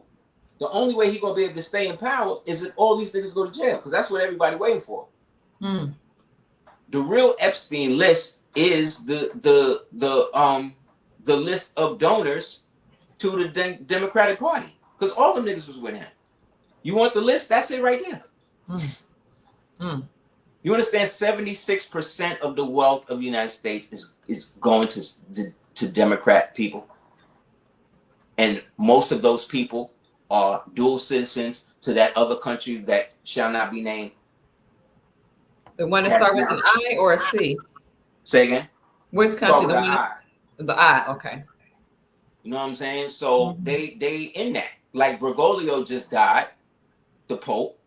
But what made him do all of the stuff that he did was the fact that people don't understand that even within the Vatican, going back to the good old days of Ignatius Loyola, that piece of crap that was obsessed with Moors and started the need to reduce Moors basically out of existence. His hatred for Moors was so deep, and it came from a deep inferiority, right? And so what he wanted to do, so long story short, the Moors on the road on a horse in his regalia, going about his business. What's his name? Ignatius Loyola is riding and happens to ride along with him. And as he's riding, he's speaking to the Moor, because the Moor's still in power at this point. And he's like, yo, what is it about you guys that just allows you to just walk around with so much pride and stuff like that and act like, you basically all that. And he's like, because we place all of our faith and all of that in Allah, which is basically our highest self. So we know that this is all not real, that the true kingdom, that which we are in now, is just glory to him. And so we don't care about whatever it is that you guys care about. And he just kept riding on. And as he was riding, he had dropped some gold, right? And as he was walking, he's watched the Moor, and the Moor didn't even care. He heard it, looked at it, and just kept it moving. He was like, wow, these people got that much bread where they could just, and I'm out here like a scamp or whatever. So he went back to the so-called Christian, newly erected Roman Christian papal powers and said, look, we need to set up a society to learn how to basically learn the ways of the more to destroy them so that way we could get all of their stuff. Mm. And so he established the Society of Jesus. And this is a melanated man I'm talking about. Ignatius Loyola is a melanated person. So everybody know Loyola University, Georgetown University. That's all named after him. Mm. He was the first head of the Society of Jesus, which was the first clandestine intelligence mercenary zealot fanatic terrorist organization established by the Catholic Church. And they were so reputed that no matter that Moorish dominions had kill orders on them on sight. That if you was found to be a Jesuit, and it's over for you, because the Jesuit infestation, as Ibn Alawad said, had to be extricated before it metastasized in the body. So these Jesuits were so heinous that they had what they call the fourth vow, because it's different levels. The fourth vow Jesuits, those are the ones that are the most ones. So when you talk about Cologne, Cristobal Colon, and these type of, most of them were Jesuits. So these Jesuits were, for one thing, as much as they did for the Pope and all that, it was forbidden for any of them to ever become a Pope. They were meant to control and facilitate the power, but they were not meant to hold it. You understand? Well, Bergoglio was the very first Jesuit in history to take the role of Pope, the nigga that just died. Okay. That's what made him, when they say he was the reformer, when they use the word reformer, that guy's a Jesuit. Just know that. He's a Jesuit. He down with it. So people will talk about the Jews, but then won't talk about the Jesuits. People talk about the Jesuits, won't talk about the Jews. But essentially, they all the same.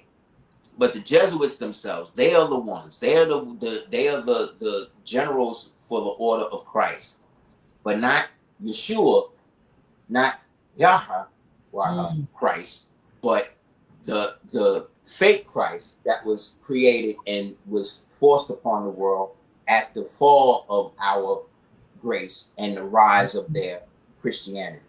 So real Christ, or real understanding of Christ, died or was done when Christianity formally came in the scene in our era.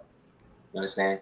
So when we talk about the Council of Nicaea, that's where they were still pagans then. They were pagans all the way up to now, but technically they were still pagans. So what they were doing was they could no longer control the so-called populace from practicing the version of Christ, of the understanding of Christ at that time, which is vastly different from what people are doing now. Because Yeshua, if we're going by the story, Yeshua represents the culmination of the Hebrew spirit manifested into this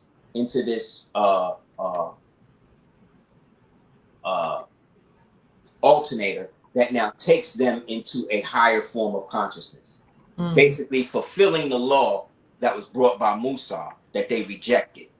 So at the close of the fall of the Temple of Jerusalem, right, when that fell, that was the calculated end of the old Hebrew law paradigm up until that point, right? Because it had been fulfilled through the actual physical manifestation of this so-called God in man, right? That manifests as such.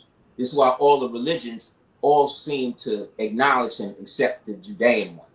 Because basically, if you acknowledge him, then you acknowledge that all of that Old Testament stuff is what it was.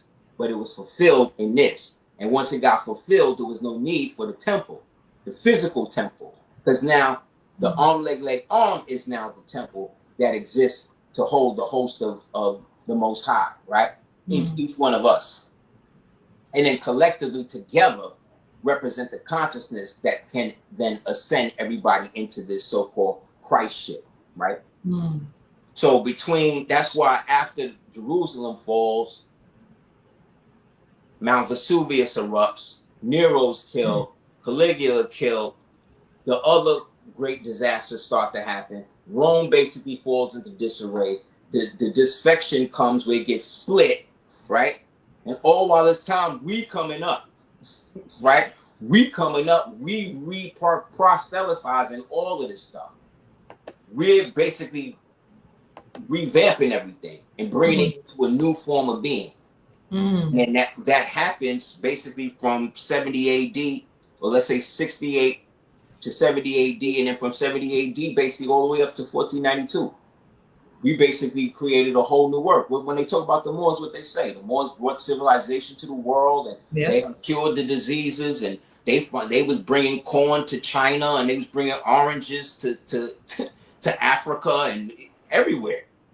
So this period in which we're refining and doing all of this fantastic stuff then gets to be chronicalized in different forms. But then after the fall, and now Christianity, these niggas just come out the ground. Christianity is now the new thing. They are now using the Woodwolves, the white Circassians, as the bulwark of the armies. They're producing them literally out the ground. The Cabbage Patch Kids, the human incubators, they just doing all types of stuff, bringing these things out, wiping us off the land, getting our people to sell out.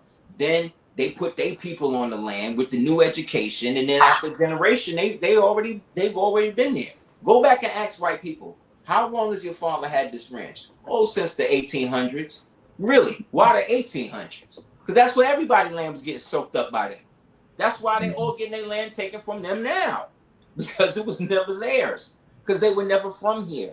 They were from Beringia, the so-called Native American Siberian people who call themselves so-called Indians. Now, they worked with this white man to help dispossess us from our land, because we repelled their invasions when Genghis, when the Tartarian kings was using them as beasts of burden when they tried to invade here in the 13th century. There's books on this stuff. Like, why you think we can call ourselves Asiatic and not be from Asia? Because the Asians come out of us, because we're the ones who do that. So we, being the true remnant, the true descendants of the original Americans, we're the ones who are the most ejected by every other nationality on the planet. That's how you know it's us. That's how you know it's us. Nobody got that distinction but us. Nobody. And we don't speak nobody else's language. Everybody speak their languages around us, talk about us, ridicule us, act like we was from slaves from Africa, some bullshit they know didn't happen. And we so dumb, we just go along with it. We wind up copying them. We wind up going to, word, I am from Africa. Let me move here.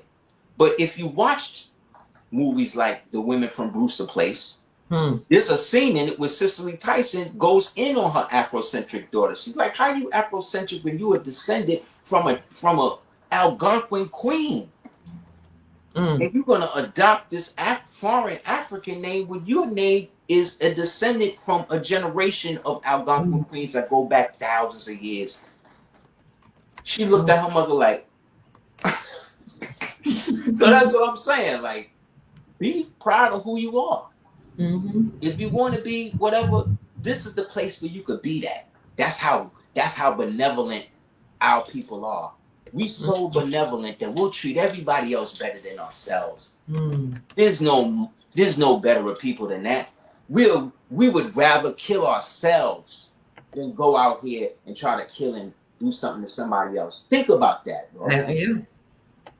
That's a certain type of insanity. That's a certain type of spirituality not everybody got. Because not everybody went through what we went through here. Nobody has. I don't give a damn what concentration camp you went through in the 1930s, Japanese. I don't care what type of situation you went through at Auschwitz, Dachau, or whatever else, Ashkenazi. I don't care what you went through, so-called Trail of Tears. That was us. That wasn't y'all. Y'all was the ones who benefited after that. And been fronting all of these years. And been creating shit like the quantum blood tests and you got to have the quantum blood and all of this crap. When I ain't need that, when my great grandmother at 90 something was telling me stories about how we owned the Hildebrand plantation that she grew up on. And then one day she came home and it belonged to somebody else. And now we had to work for this white woman and the white man that was living in the house. who took the name Hildebrand. This is what she telling me. So y'all niggas can't tell me nothing about nothing when it comes to this stuff. Because in the end, all of y'all are grafting yourself onto stuff that's about to be done. It's about to be out of here. There was never any white people. There was never any black people. There was never any District of Columbia. None of that existed. These were all things on paper that niggas used guns to force people to adhere to. And now the time is coming where the guns is being given to the rabbit. And y'all niggas is complaining. Y'all niggas is actively rooting for China. That's where y'all going? Y'all actively rooting for China now. This is what y'all doing. So y'all might as well just go and fight for Ukraine. You might as well just go and put the rainbow flag on and go get castrated and whatever else y'all gonna do, and let these people do what they're gonna do. Paint BLM on your door, you know what I'm saying, so they know what it is, and you can just take your puberty blockers and your vaccines and all of that and be with that, because there's going to be a world for people like that. And there's going to be a United States, there's going to be an America that's not like that. Well, you don't got to do none of that, but you're just not going to have none of that. Meaning you may not have Wi-Fi, but guess what? You could power your cell phone. This is why they got to get rid of TikTok, because I learned that I can get 2 onions and a quarter and stick my iPhone charger into it and charge my phone. It's over. What? It's over. What do I need them for? I don't need them for nothing. That's what I'm saying. Like my queen was talking to me earlier. She was like, yo, why we watching this whole thing on jockeys and all that? And she looked at me, she was like, didn't the Moors create all of this? I said, yeah, you know that. She's like, yeah, but I'm looking at it now. It's like all Mexicans and white people and all this. I said, yeah, because that's what they do. She said, so these rich niggas with all of this money, none of them ain't think to set up an equestrian thing? I said, no, because they'd rather just go to the Derby. They'd rather go to the Derby and bet on a horse instead of actually coming out they bread, buy the horse, win the Derby, and then create a whole industry for melanated people to get into, just like we did with golf and tennis and all that shit, right? But they ain't gonna do that. They would rather just stunt. They would rather pose with the horse than own the horse. You understand? So that's what I'm saying. So that's where our mind be going. Like, yo, that'll be a whole thing. Like Moors, we need to get into stuff like that. Creating farms and stuff to start to teach Moors equestrianism again. How to ride side saddle. How to ride bareback. Like there used to be a reason why women would ride horses sideways. You understand? Okay. All of that got changed up when they started to try to turn the females into males. And vice versa. Because the vibration could break the hymen. And at the time, the Moors, the virgin was the most cherished. So that's why she would usually ride in the carriage. And the Moors would usually ride on the horse, leading the carriage or protecting the carriage. You understand? It wasn't until after the fall of Granada and stuff like that, where now we done became pirates and mercenaries and all types of shit, where women now wearing pants and all of this type of stuff. You know what I'm saying? And again, I'm not trying to diss women for wearing pants. I'm just saying they're studying. I'm telling you, they're creating fabric where specifically in the crotch area, it's nothing but forever chemicals. So if it's not 100% cotton, not 100% linen, you're killing yourself. I grew up not wearing pants for the very reason that you're teaching right now. See? Islam, see? Because your mother raised you right. Yeah. You was raised right. You was raised in a good Moorish home where people had values and structure. This is the type and was a virgin when I got married because virginity was important. Praise Allah. Praise Allah. Like that is the type, that's how I was with my wife. You understand what I'm saying? So that's what I'm saying. There's nothing wrong with that. We need to be celebrating that as much as we celebrate the lasciviousness of promiscuous sex, because they got new diseases out here that's literally eating your crotch right after you have sex, where your penis will just fall off. So if y'all want to live in that type of United States corporation, there's going to be a whole lot of vaccines and stuff ready for you to be able to deal with that. Those of us that's going to be living in the real world and stuff that's not vaxxed, it's so bad now where they have done studies and reports now where the spike protein has replaced the male sperm in people who have been vaccinated. The sperm has become spike protein. It's no longer sperm anymore. So that means he can't create a child, or if you do create a child, it's not going to be a human child. It's going to be something else. So they've already implanted a certain degree of the population to within the next 10, 15 years to look totally transhuman, where they'll be able to, those will be the generations that will have the type of things where they can grow port sections in the brain to be able to stick stuff in them, because their physiology is going to be more silicon based to be able to do that. You know what I'm saying? Like, this is just what they're doing. And these are all of the tech billionaires. So when they started to phase out in the 80s, the real masculine men, and started to replace them with Revenge of the Nerds, right? And all of that, right? The nerd culture and all of the weakling, and where the jock now, or the real masculine dude, automatically was always the bully. And then the girl who was with the real nice dude, the jock dude, up until she meets the nice nerdy dude, right? He treats her better, and then he winds up getting confidence, and then he can overcome the Billy. You see, this is the mind control. That's how you create a cuckold slave. That's how you create a beta male. That's how you create a male who never had a father in his home, right? To show him how to actually be a man. So because he sees himself as a weakling, because he never had a man to say, no, nigga, do another 100 push-ups. That's what males need. That's how I be on my son. You know what I mean? That's why half the time when he get a chance to just do him, that's all he want to do. Because we be on him like, no, you got to work out. You got to clean up after yourself. You got to do this, because when you get older, you're not going to have some female looking at you like, well, how come you don't do it? No, you need to know as much as you can, while at the same time not putting him in the killing field to have to fight against it.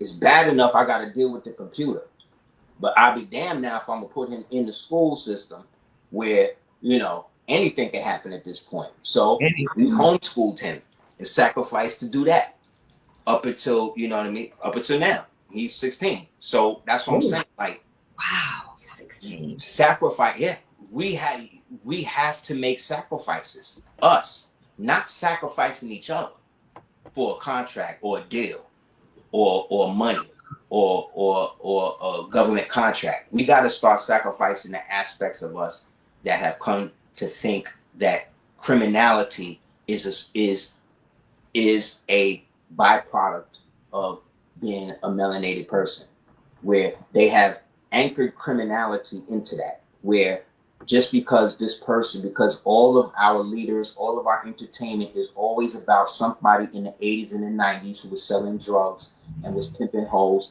and doing all this other type of stuff. But we've just found out through the Epstein thing that the Kit Kat Club, which became the Tunnel, was actually owned by Epstein and Ghislaine Maxwell. And Ghislaine Maxwell and Epstein was running whores out of there at the same time that Jay-Z and Biggie and all of hip hop was coming into its existence as the New York scene. And from there, those people were able to bring other people in, like Russell Simmons. Russell Simmons came in, and then when he came in with another dude named Lyle Cohen. Lyle Cohen and him brought in another dude named Brett Ratner, because they all met up at Columbia. Columbia, if you didn't know, was owned by the Colon family, right? Which is, again, the Collins family, which is, again, the family that sponsored the voyage of Cristobal Colon. These are the families that were in charge of the Columbia, what they call the Columbia expositions that took place as the World Fairs. These are the puppet masters, and that is one of the schools that they Jesuit people up without them realizing. So they all meet there. They meet another nigga named Brett Ratner. Brett Ratner, who did the movie Who's the Man with Ed Lover and Dr. Dre, he came up under another dude named something with an M. Meyer or something. Not Meyer. It's a Jewish name. It's a Jewish guy. But this guy that he came with, the guy that he grew up with basically, was the number 2 guy. This is the guy who learned directly from Meyer Lansky. Meyer Lansky is the person who created the mob next to Lucky Luciano. Go look at the movie Mobsters with Christian Slater playing Lucky Luciano, right? So the American mob, when I'm talking about the Italian mob, Meyer Lansky was the only Jewish person connected to that. Meyer Lansky was an agent for Charles Herschel, who was working for the Balfour situation that was working to establish the Israel thing. So I'm showing you how all of this is coming into hip hop. So through Brett Ratner now, who was under the nigga who Brett Ratner was under, he was the guy who worked out how to create the holding and the shell companies for the mob. One of those companies that was created was called MCA. Okay. And MCA, they used to say MCA was then involved with the payola scandal because the head person at the time was a dude who was brought in, right, by the guy who was above Brett Ratner, who set up the label. This guy's name was Clive Davis. Clive Davis now comes in. He is now running the label. He is now starting to use the label to help bring in the drugs through the touring that the artist is doing. So the artist would have the drugs in the cargo hold, and this is how the mob was able to move the dope throughout the world and not get taxed and not get caught. Because the rock bands and the musician bands that was being run through the record labels were acting as the drug mules. That's why these, and then to not say nothing, they would get their little cut of the drugs. Why you think it was all the artists was drug addicts? All the original artists of the rock era, all of them were children of Air Force children, of Air Force people. It was all rigged from the beginning. So Clive Davis, after his run, he winds up having to almost go to jail because one of his boys gets found with keys of cocaine. So then he take the fall. Clive low-key step away from the music industry and wait for his time until he meets a dude named Andre Harrell. Andre Harrell comes in with an idea for his own record label. Why? Because Andre also attended Columbia. So he now seeing Russell and them getting the money off of his brother and his cousin, D and them, and he like, well, I'm gonna get the money too. And then boom, he comes in under Clive. Clive shows him the ropes. Clive brings him in as the apprentice. Clive, you know, they do that thing. And then what happens is he gets his own label. That label becomes Uptown MCA. See what I'm saying? Now we get to launder money directly to the people. And we get to control the music that we want them to get into. This is why the whole thing was run by organized crime. This is why all of the rappers started to name themselves after Italian mobsters. So it was a Masonic nod to who was really running this shit, who they really paying. So that's why, and remember, they had been involved in the entertainment industry since Giancana helped Mossad and CIA get rid of Johnny, get rid of Kennedy. So Puffy, so then boom, Andre brings in Puffy. At the same time Andre brings in Puffy, one of Clive's friends introduces him to Epstein. Clive introduces Epstein, or somehow or another they get together, and then they hook up and meet a dude named Maxwell, who was Jelane's father, who was the head of who was a part of Israeli intelligence. And then he, Mr. Maxwell, puts Jelane with Epstein and then gives them the money to set up the tunnel, which then all of the hip hop niggas started coming through. And all of the drug dealers. That's why all of the hip hop niggas came in through drugs. The Sugar Hill Gang, a lot of that, some of that money came from Giancana and them family. They was paying, and the sister, she was trying to maintain it, but they strong-armed her out. And then that's when they took control. Wind up going into CBS. CBS is already a CIA front, and then CBS give them the money. They set up MCA. MCA set up Uptown. Through Uptown, we get Death Row. See what I'm saying? Then it go from Puffy and them to Suge, because now we moving out west. We're taking it out west. And now we got both coasts set up. So we done destroyed New York hip hop because it was too masculine, and we want to turn these niggas gay. So what we're going to do is move it to the west, but first we're going to bring the south up, because the southern dudes, we might could get in more with them and get them to accept the wild costumes and all of that. Why do you think Andre 3000 and these niggas came out looking crazy and all of that? Why? Because they wanted to. You wanted to wear a mushroom costume. You wanted to wear a blonde wig. You wanted to look like a woman. That's what you did. For what? Your art? Because you rap? Like, rappers wasn't doing that. But Mm-mm. this is how they soften you up. Oh, well, Andre doing it, I could do it.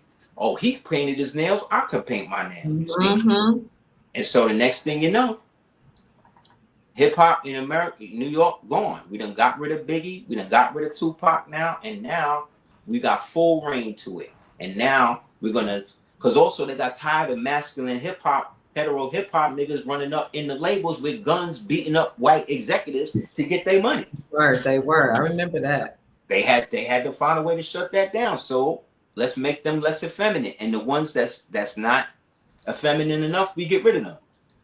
Chris Lighty, he's out of here. DMX, he's out of here. You know what I'm saying? You could just go down the list. Soldier Slim, he's out of here. You know what I'm saying? Anybody that Pip C, out of here. See what I'm saying? See what I'm saying? Prodigy, out of here. Anybody that's, you see? And then what you left with is the people who's down with getting them up out of here. And that has become the American way. And these guys think like criminals because they're criminals. They are criminals. They're all criminals. Cardi B is a criminal. What you call it is a criminal. I'm not saying they're not nice people. I'm not saying that they don't make good music, but they're doing things that they know are injuring the people who are supporting them. So if they knowingly doing that, that means that they don't have no. If Jay-Z will sell crack, if a nigga will sell crack to babies, to mothers, and then rap about it, and then never go to jail with it, and then continuously act like that's his thing, he don't have no remorse about none of that. He don't care about none of the lives. He never set up a drug-free situation, not that I know of, set up a drug-free hotline or a halfway house for ex-crack mothers and stuff. No one has ever done anything like that in rap. And they won't. Because in the end, they don't care. And it's okay. I'm just here as somebody who was there. You know what I'm saying? As well as people in my generation. And we watched y'all niggas do all of this. We watched y'all. And we even came to y'all and told y'all that what y'all was doing was wrong. And that y'all need to repent. Y'all need to stop vandalizing the people and doing the shit that you're doing, B. And y'all still continue to do it. Then towards the end, when that didn't work, they tried to then bring them in the conscious community. Yeah. You know, and then try to get them to get money like that, do the same thing. And look where they at now. It still ain't working for them. I done seen these niggas run to the heights of media. And then at the same time, at the very low. And I mean people in the conscious community, on mainstream news, all of that. And I said, well, he made it. He made it. He's there. They're talking about him and thing. And then 2 months, a year later, oh, wow. He gone. He in jail. You know what I'm saying? He caught up. Like, because that's what America do. It create the savior for them to crucify. And then market your crucifixion t-shirts. Like, that's how they do it. Then make the TV movie about it. And then the comic. You know what I'm saying? Like, that's how they want you to do. So this republic that we're phasing into is going to be a place where that type of stuff don't fly no more. I was just about to say, you are cooking. You are cooking, but I only have about 10 more minutes. I want to do a part 2 if we can. Let's do it. But I want you to bring, like you're bringing it home. We're on the same wave, but bring it home and leave us with something in the last 10 minutes, because people are really enjoying. We have almost 600 people in the chat. Thank you guys, man. Thank you guys for the support and any donations you could send. It definitely helps me keep this thing going, because we are a self-run operation. We don't have no corporate sponsors or influence money and none of that type of stuff. So what you see us doing is everything that you've seen has been us, literally. So honest to y'all, to wrap it up, basically, I'm saying, you and I are at the precipice of watching something that we have collectively been thinking about actively come to pass, which may be people actively being punished for the things that they actually do. However, what's good for the goose is good for the gander. So if you're ready for that type of situation to happen, like, are you ready for them to show you tapes of this dude and the things that they was doing? Because Puffy, like, I just showed you I just laid out who's really in the Epstein list by going through this whole thing we just went through and all that. So it's more people than that. Bill Gates in UK, like I said, which is broke, they trying to now create a bill to block the sun. So you mean to tell me you're going to create something to block the sun for what? For who? So all of that is to say that none of that stuff is going to work anymore.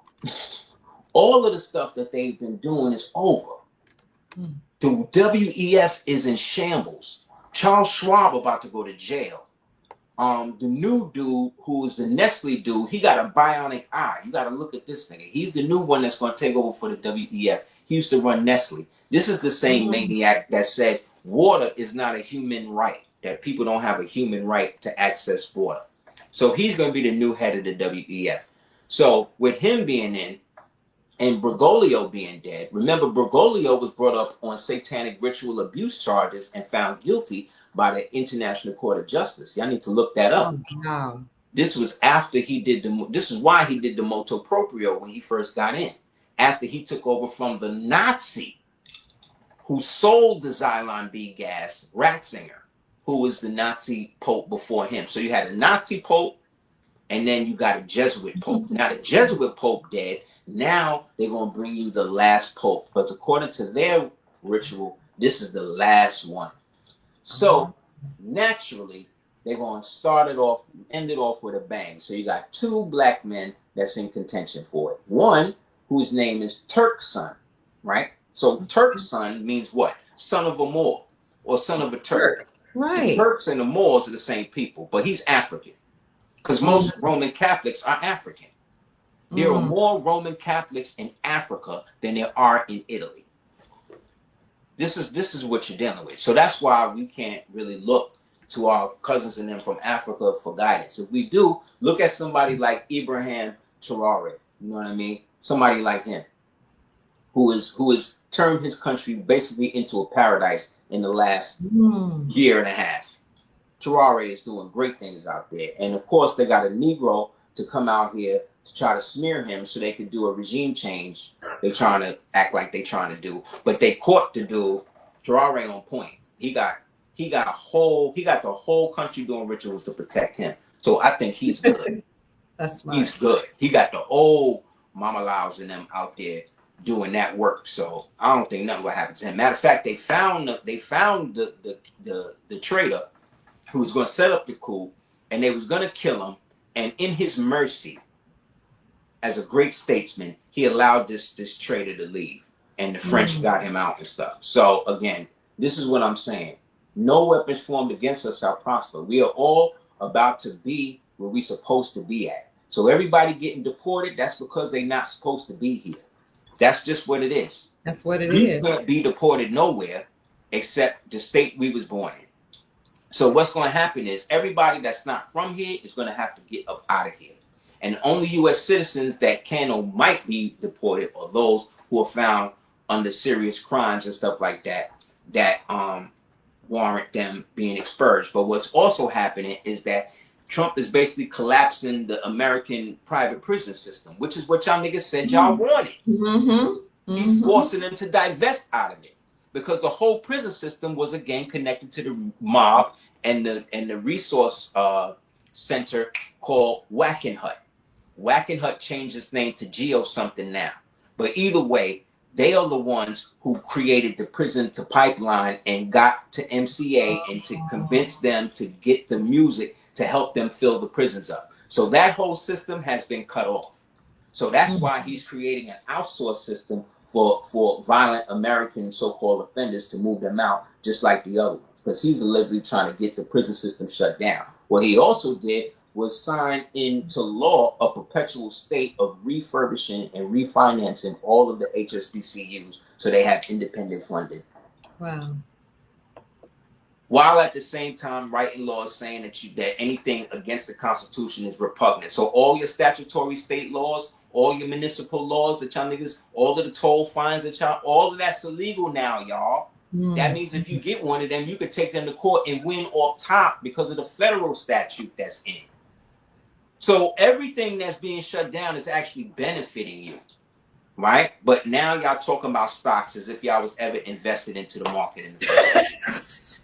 Y'all wasn't dealing with none of that. Y'all was just 5 years ago, y'all was Bitcoin masters. Remember, everybody was in FTX and all of this. Everybody was a crypto master, right? What happened to all of that? Gone. Why? Because he about to subsidize that with gold and create the circumstance that there's no governmental thing to be able to try to pierce your wallet. So he done made it illegal. You know why? Because he got his own app like me, and he don't want the government to come in there and try to shut his app down if he get too many followers. So he done made it illegal for them to be able to do that. So again, we're winning. We're winning. It's just that we got a bunch of people who are disgruntled because they're insane, and they're evil, and they're ignorant. So sucks to be them. Let's do us. Get your house in order. Declare your nationality. Understand who your heritage is, where your heritage lies, especially if you're an American originally, i.e. a Moorish American, i.e. a Moor, whether you're a Moor, M-U-R, or from America, or M-O-O-R from Europa, or M-U-I-R, which is either from Scotland or Ireland, or M-O-R-O, which is Philippines, or we could just go on and on. We're the only ones who can claim that. And we're the only ones that can't be claimed or copyright or trademark, because you can't trademark Moors. We existed before the corporate structures existed. And we are the underwriters and beneficiaries to something they call the hundreds, which were the ancient corporations that, upon us falling, put our estates into to hold on to it. So that way, at this time, we could start to get paid. What? So stop. Don't hate, congratulate. Let's be proud of where we're from. Let's stop being anti the country we live in. Again, I'm not asking you to fly American flags, but if you do, fly the 48 state flag, because that's the closest one to the original Moorish Republic, if you're going to use the actual flag to fly. But the original flag is Old Glory, we know, which is the red Moorish flag. And he is using Moorish law in the form of tariffs, in the form of Doge, because the Doge was the one who did the audits on behalf of the Grand Seignior. The Grand Seignior was who they referred to in the Articles of Confederation as the great governor of the world. The Grand Bey, whether it was Mansa Musa or Abu Bakari or Montezuma or whoever it was at the time. So that's all our inheritance.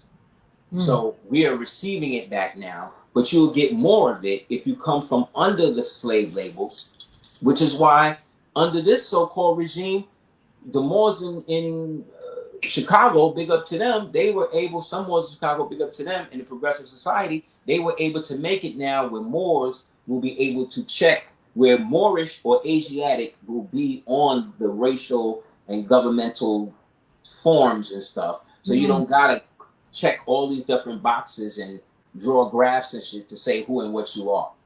And then once they do that, that acknowledges you and cements you again as a true American, because they know who they are. They know who they inherited from.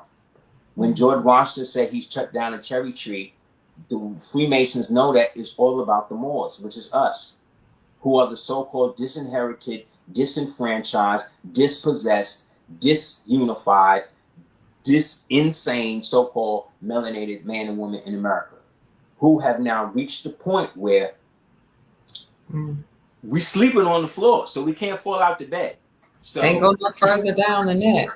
So it's time to get up and do what we need to do, you know? Absolutely. And, I just want to say this to you, and I want you to address this, that whenever I talk about us being the autogenous people from America, most people get excited, no matter what their skin complexion looks like. But then I have a small group of people that say that if I talk about us being Americans or being Moors, then I'm being racist and I'm being hateful. And they want to know why I always got to talk about us being the autogenous or original people in America. And I'm thinking, well, most people are proud of being a national from whatever nation they're from. But it's bad if I'm proud to be American. Why? Because there's money in it for you, and they don't want you to have it. They want us to be destitute, and they've been used to us scraping their boots and looking at them as if they're somehow better because they speak Wolof or they speak German or they speak Italian or some other language. But none of y'all niggas is in Germany. You're not in Italy. You're not anywhere. You're here. You're here in my land that my ancestors built, fought, died, reborn, resurrected, fought, built, died again, resurrected, and has still been doing it up until this point. So the fact that you would have a problem with me identifying as what I am means that you aren't what you say you are. So you telling us on more about you than me, because the original so-called people from Poland were from Polonia, and those Polonians were like, look like Steph Curry. You know what I'm saying? The original Etruscans, the original Romans, the original of all of these religions, cultures, societies, cities, whatever, is that. Then you have the other ones that will come and say, oh, well, no, well, I'm Cherokee and we wasn't this and we wasn't that. No, don't. First of all, if you're calling yourself Cherokee, you're dating yourself till after the fall. So you obviously don't know your history. If you're calling yourself Cherokee, that means you're probably either one of part of those fake civilized tribes that they use to help sell everybody else out. If you're calling yourself Cherokee, that is a general statement. But if you want to get into what you are, that means you would have to say that you're Tasalagi or Chartalagi or Ananawiya, right? Or whatever else that's associated with their name. So, and those names are Old Moorish names. Anything with Al in it. Algonquin. Who name was Albert in the 12th century America? Like, get real. Like, anything with like Anasazi. What's another one? Anasazi, the Mecca Indians, the Mohegans, the Mohammeds, the Mohawks, the Abenaki, Wabanaki. All of these is so-called Islamic names. I would more say Moorish names, because not all Moors were Islamic, but the Moors were the ones who maintained what people today call the Islamic Empire. But that is all because they don't want to call it the Moorish Empire, because that was the last one in which our melanated people dominated the world. And so that's the whole thing. They rather you be American Indian, but like I said, the Cherokees, when you get there's a book called The True History of the United States of America, and in that book, it says that the Cherokees were the ones that ran off the mound builders. And the Cherokees were the ones that burnt and killed the original mound builders and then built villages on top of their mounds and earthenworks and structures. So if you're saying you're a Cherokee, that's cool, but then that means you can't say that you are the original Algonquin people. Because the original Algonquin people were the ones that the so-called Cherokee said that they killed and then built on top of their mounds and their earthenworks and structures and pyramids and cities. That's why you ain't never see no Indian talk about building any of these things. Because when they crossed over from Beringia in the 12,000 years ago, I would even say later than that, earlier than that, excuse me, later than that, they came and saw what was already here. They couldn't be a part of it, so they had to live in wiki-ups, aka because they was homeless. They were living in tents, living off of goats and bison meat and shit. Like, we wasn't living like that. We don't live like that now. You know what I'm saying? We know, but somebody says if we're all reincarnated, then we've all been everything, right? Could be. However, when you incarnate into this vessel, which is where we are now, it don't matter what I was. I can only go by the vessel I'm in now. And in this vessel, you got to be at the top because they're going to try to keep you in the bottom. So you better know your history. You better know what you are, so that way you can always say what you aren't.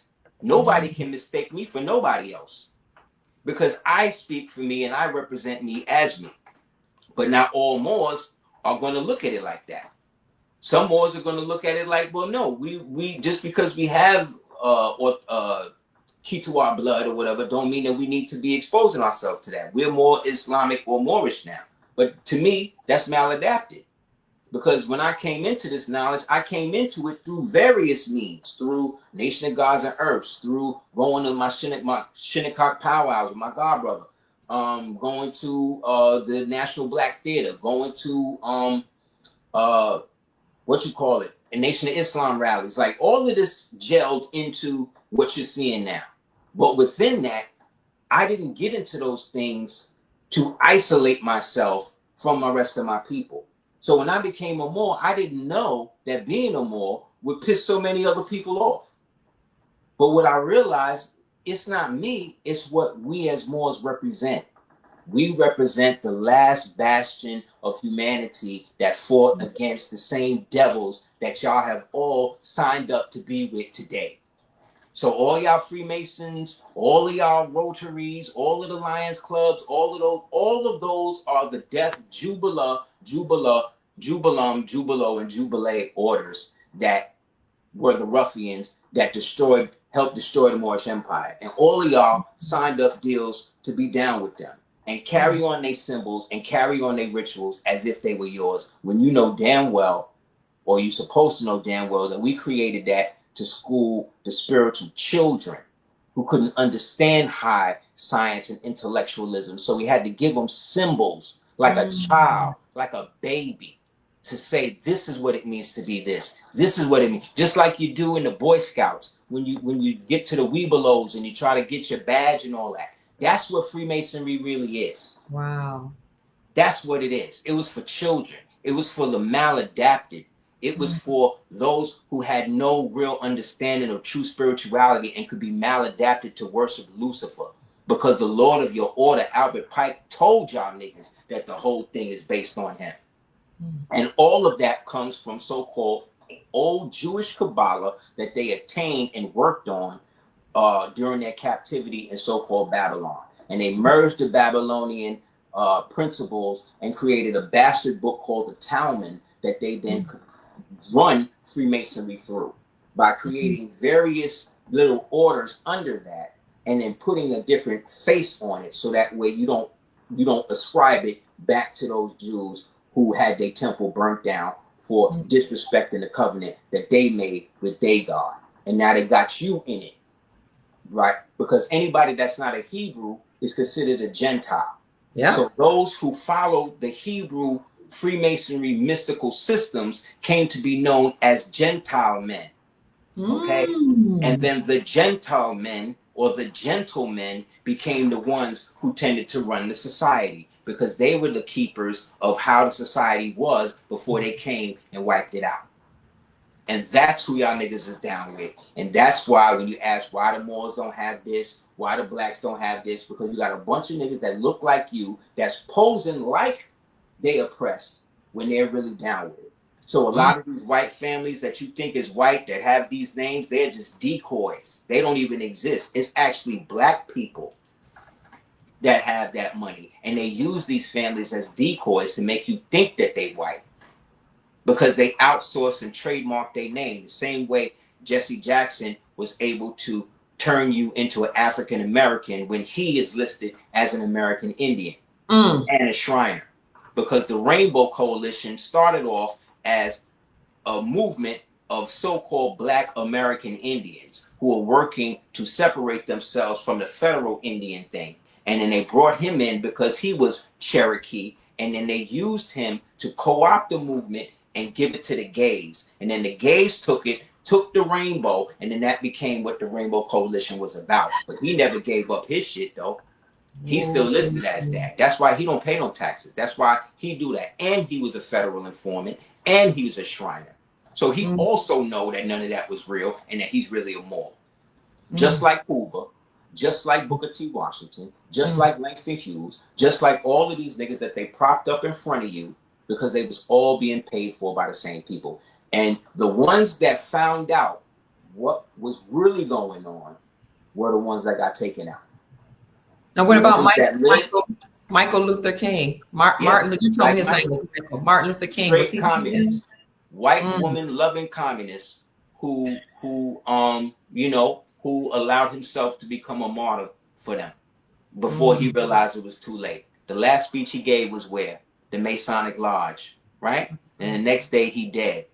Who invited JFK to speak in Dallas that day? The Freemasons.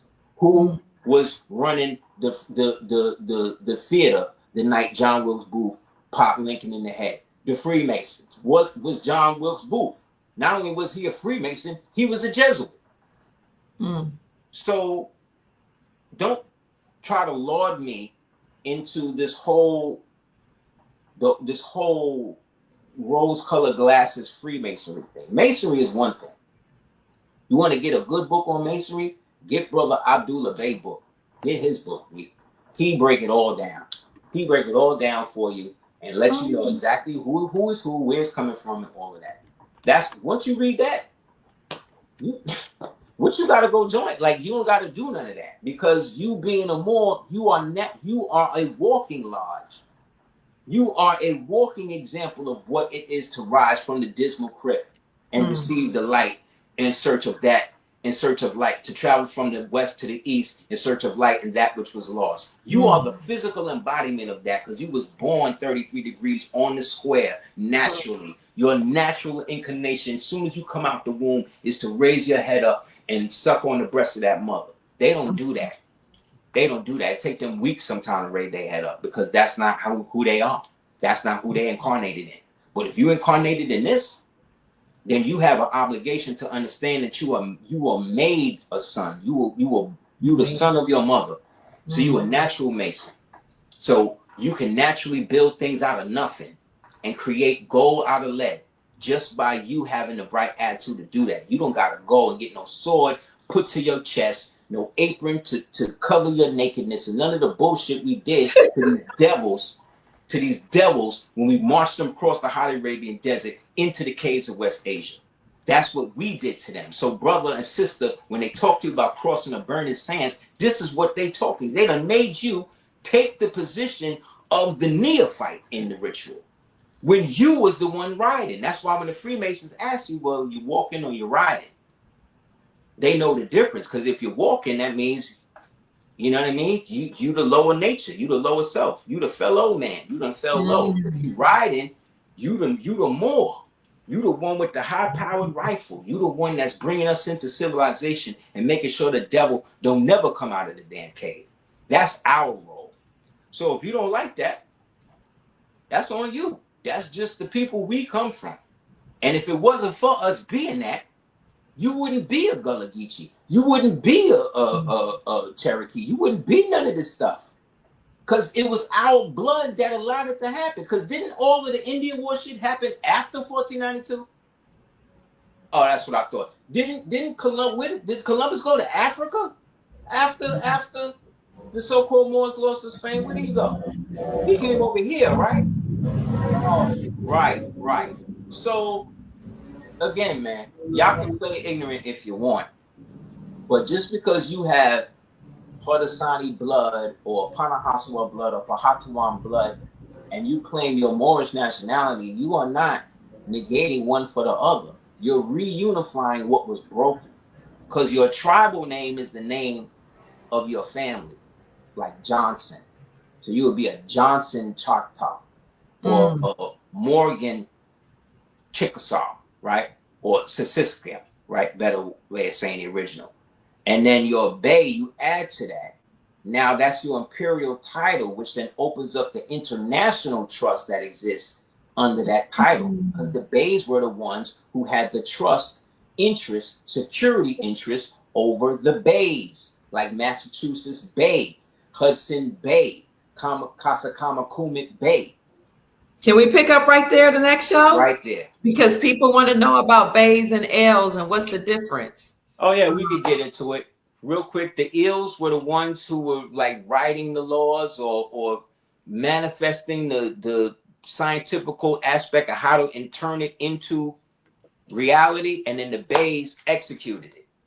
Real simple. So we're part of a two-clan moiety, right? Okay. A moiety is when you have two clans at the top. So that's why the American system is a two-clan moiety. Two systems at the top. You had the Ills and the Bays, and then you got the Republicans and the Democrats. But at one point, it was just the Republicans. See what I'm saying? The Democrats were created almost illegally through a thing called the Federalist Papers by a mulatto psychopath named Thomas Jefferson. All right. That's it. They can't. All right. Thank you so much. You are educated, informed, and comical. You got to keep it light, man. You got to keep it Yes, light because that's how they bring your spirit down. This that's information to right. make you cry, make you depressed. We don't got time for Mhm. that. This is the best time to be alive because we actually are seeing changes implemented that will benefit us. But you can't wait on them changes to benefit you. You got to start it now, so that way you're Preach. open for the benefits to come to you. Because a closed mouth don't get fed, and Mm. a fist can't shake. You know what I'm saying? So get your house together, declare your nationality if you want, if not, whatever. But strive to have a goal to believe or know that you need to have something of substance Mhm. and take away what, if anything, from what I'm saying. Listen to what I'm saying. Take it away from it coming from me.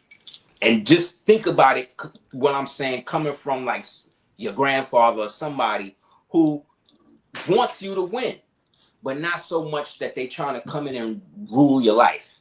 Because what you do is on you. What I do is on me. And we can only be held accountable for the things that we do.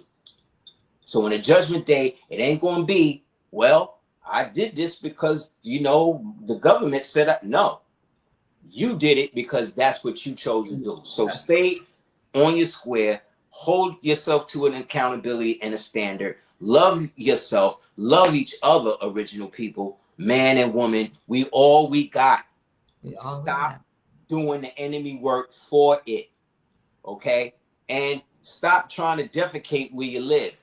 If China was to invade tomorrow, okay, they ain't coming to save you, okay? They are not coming to save you. They coming to get what you got. So you better look to your left and your right, and just know that the shit get thick. The same one calling you nigga is probably gonna be the same one. Like, here, nigga, take that gun. Let's make this happen. Because it may come to that before it's over. But if we don't want it to, there's stuff we could do now, like getting your house in order, getting things proper, set up some sort of trust, invest in gold, invest when blood on the streets, buy property. Islam. Mm. Islam, is this you? Let me see. Yep. Prince Charles L. Rogers Ill. Yep. DS Okay, 418. Yep. okay.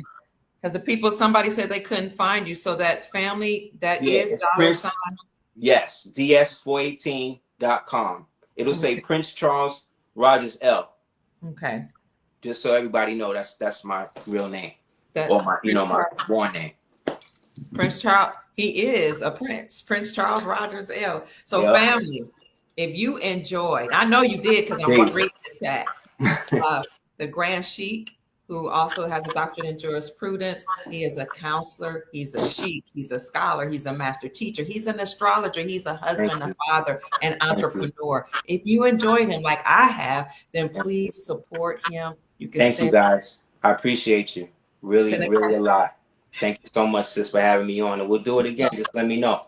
Okay, we're going to have a part two. Support him at Cash App, $sign Peace. DS418 and Cordoba Organics. My name is Peace, Dr. Queen. Kia Pruitt.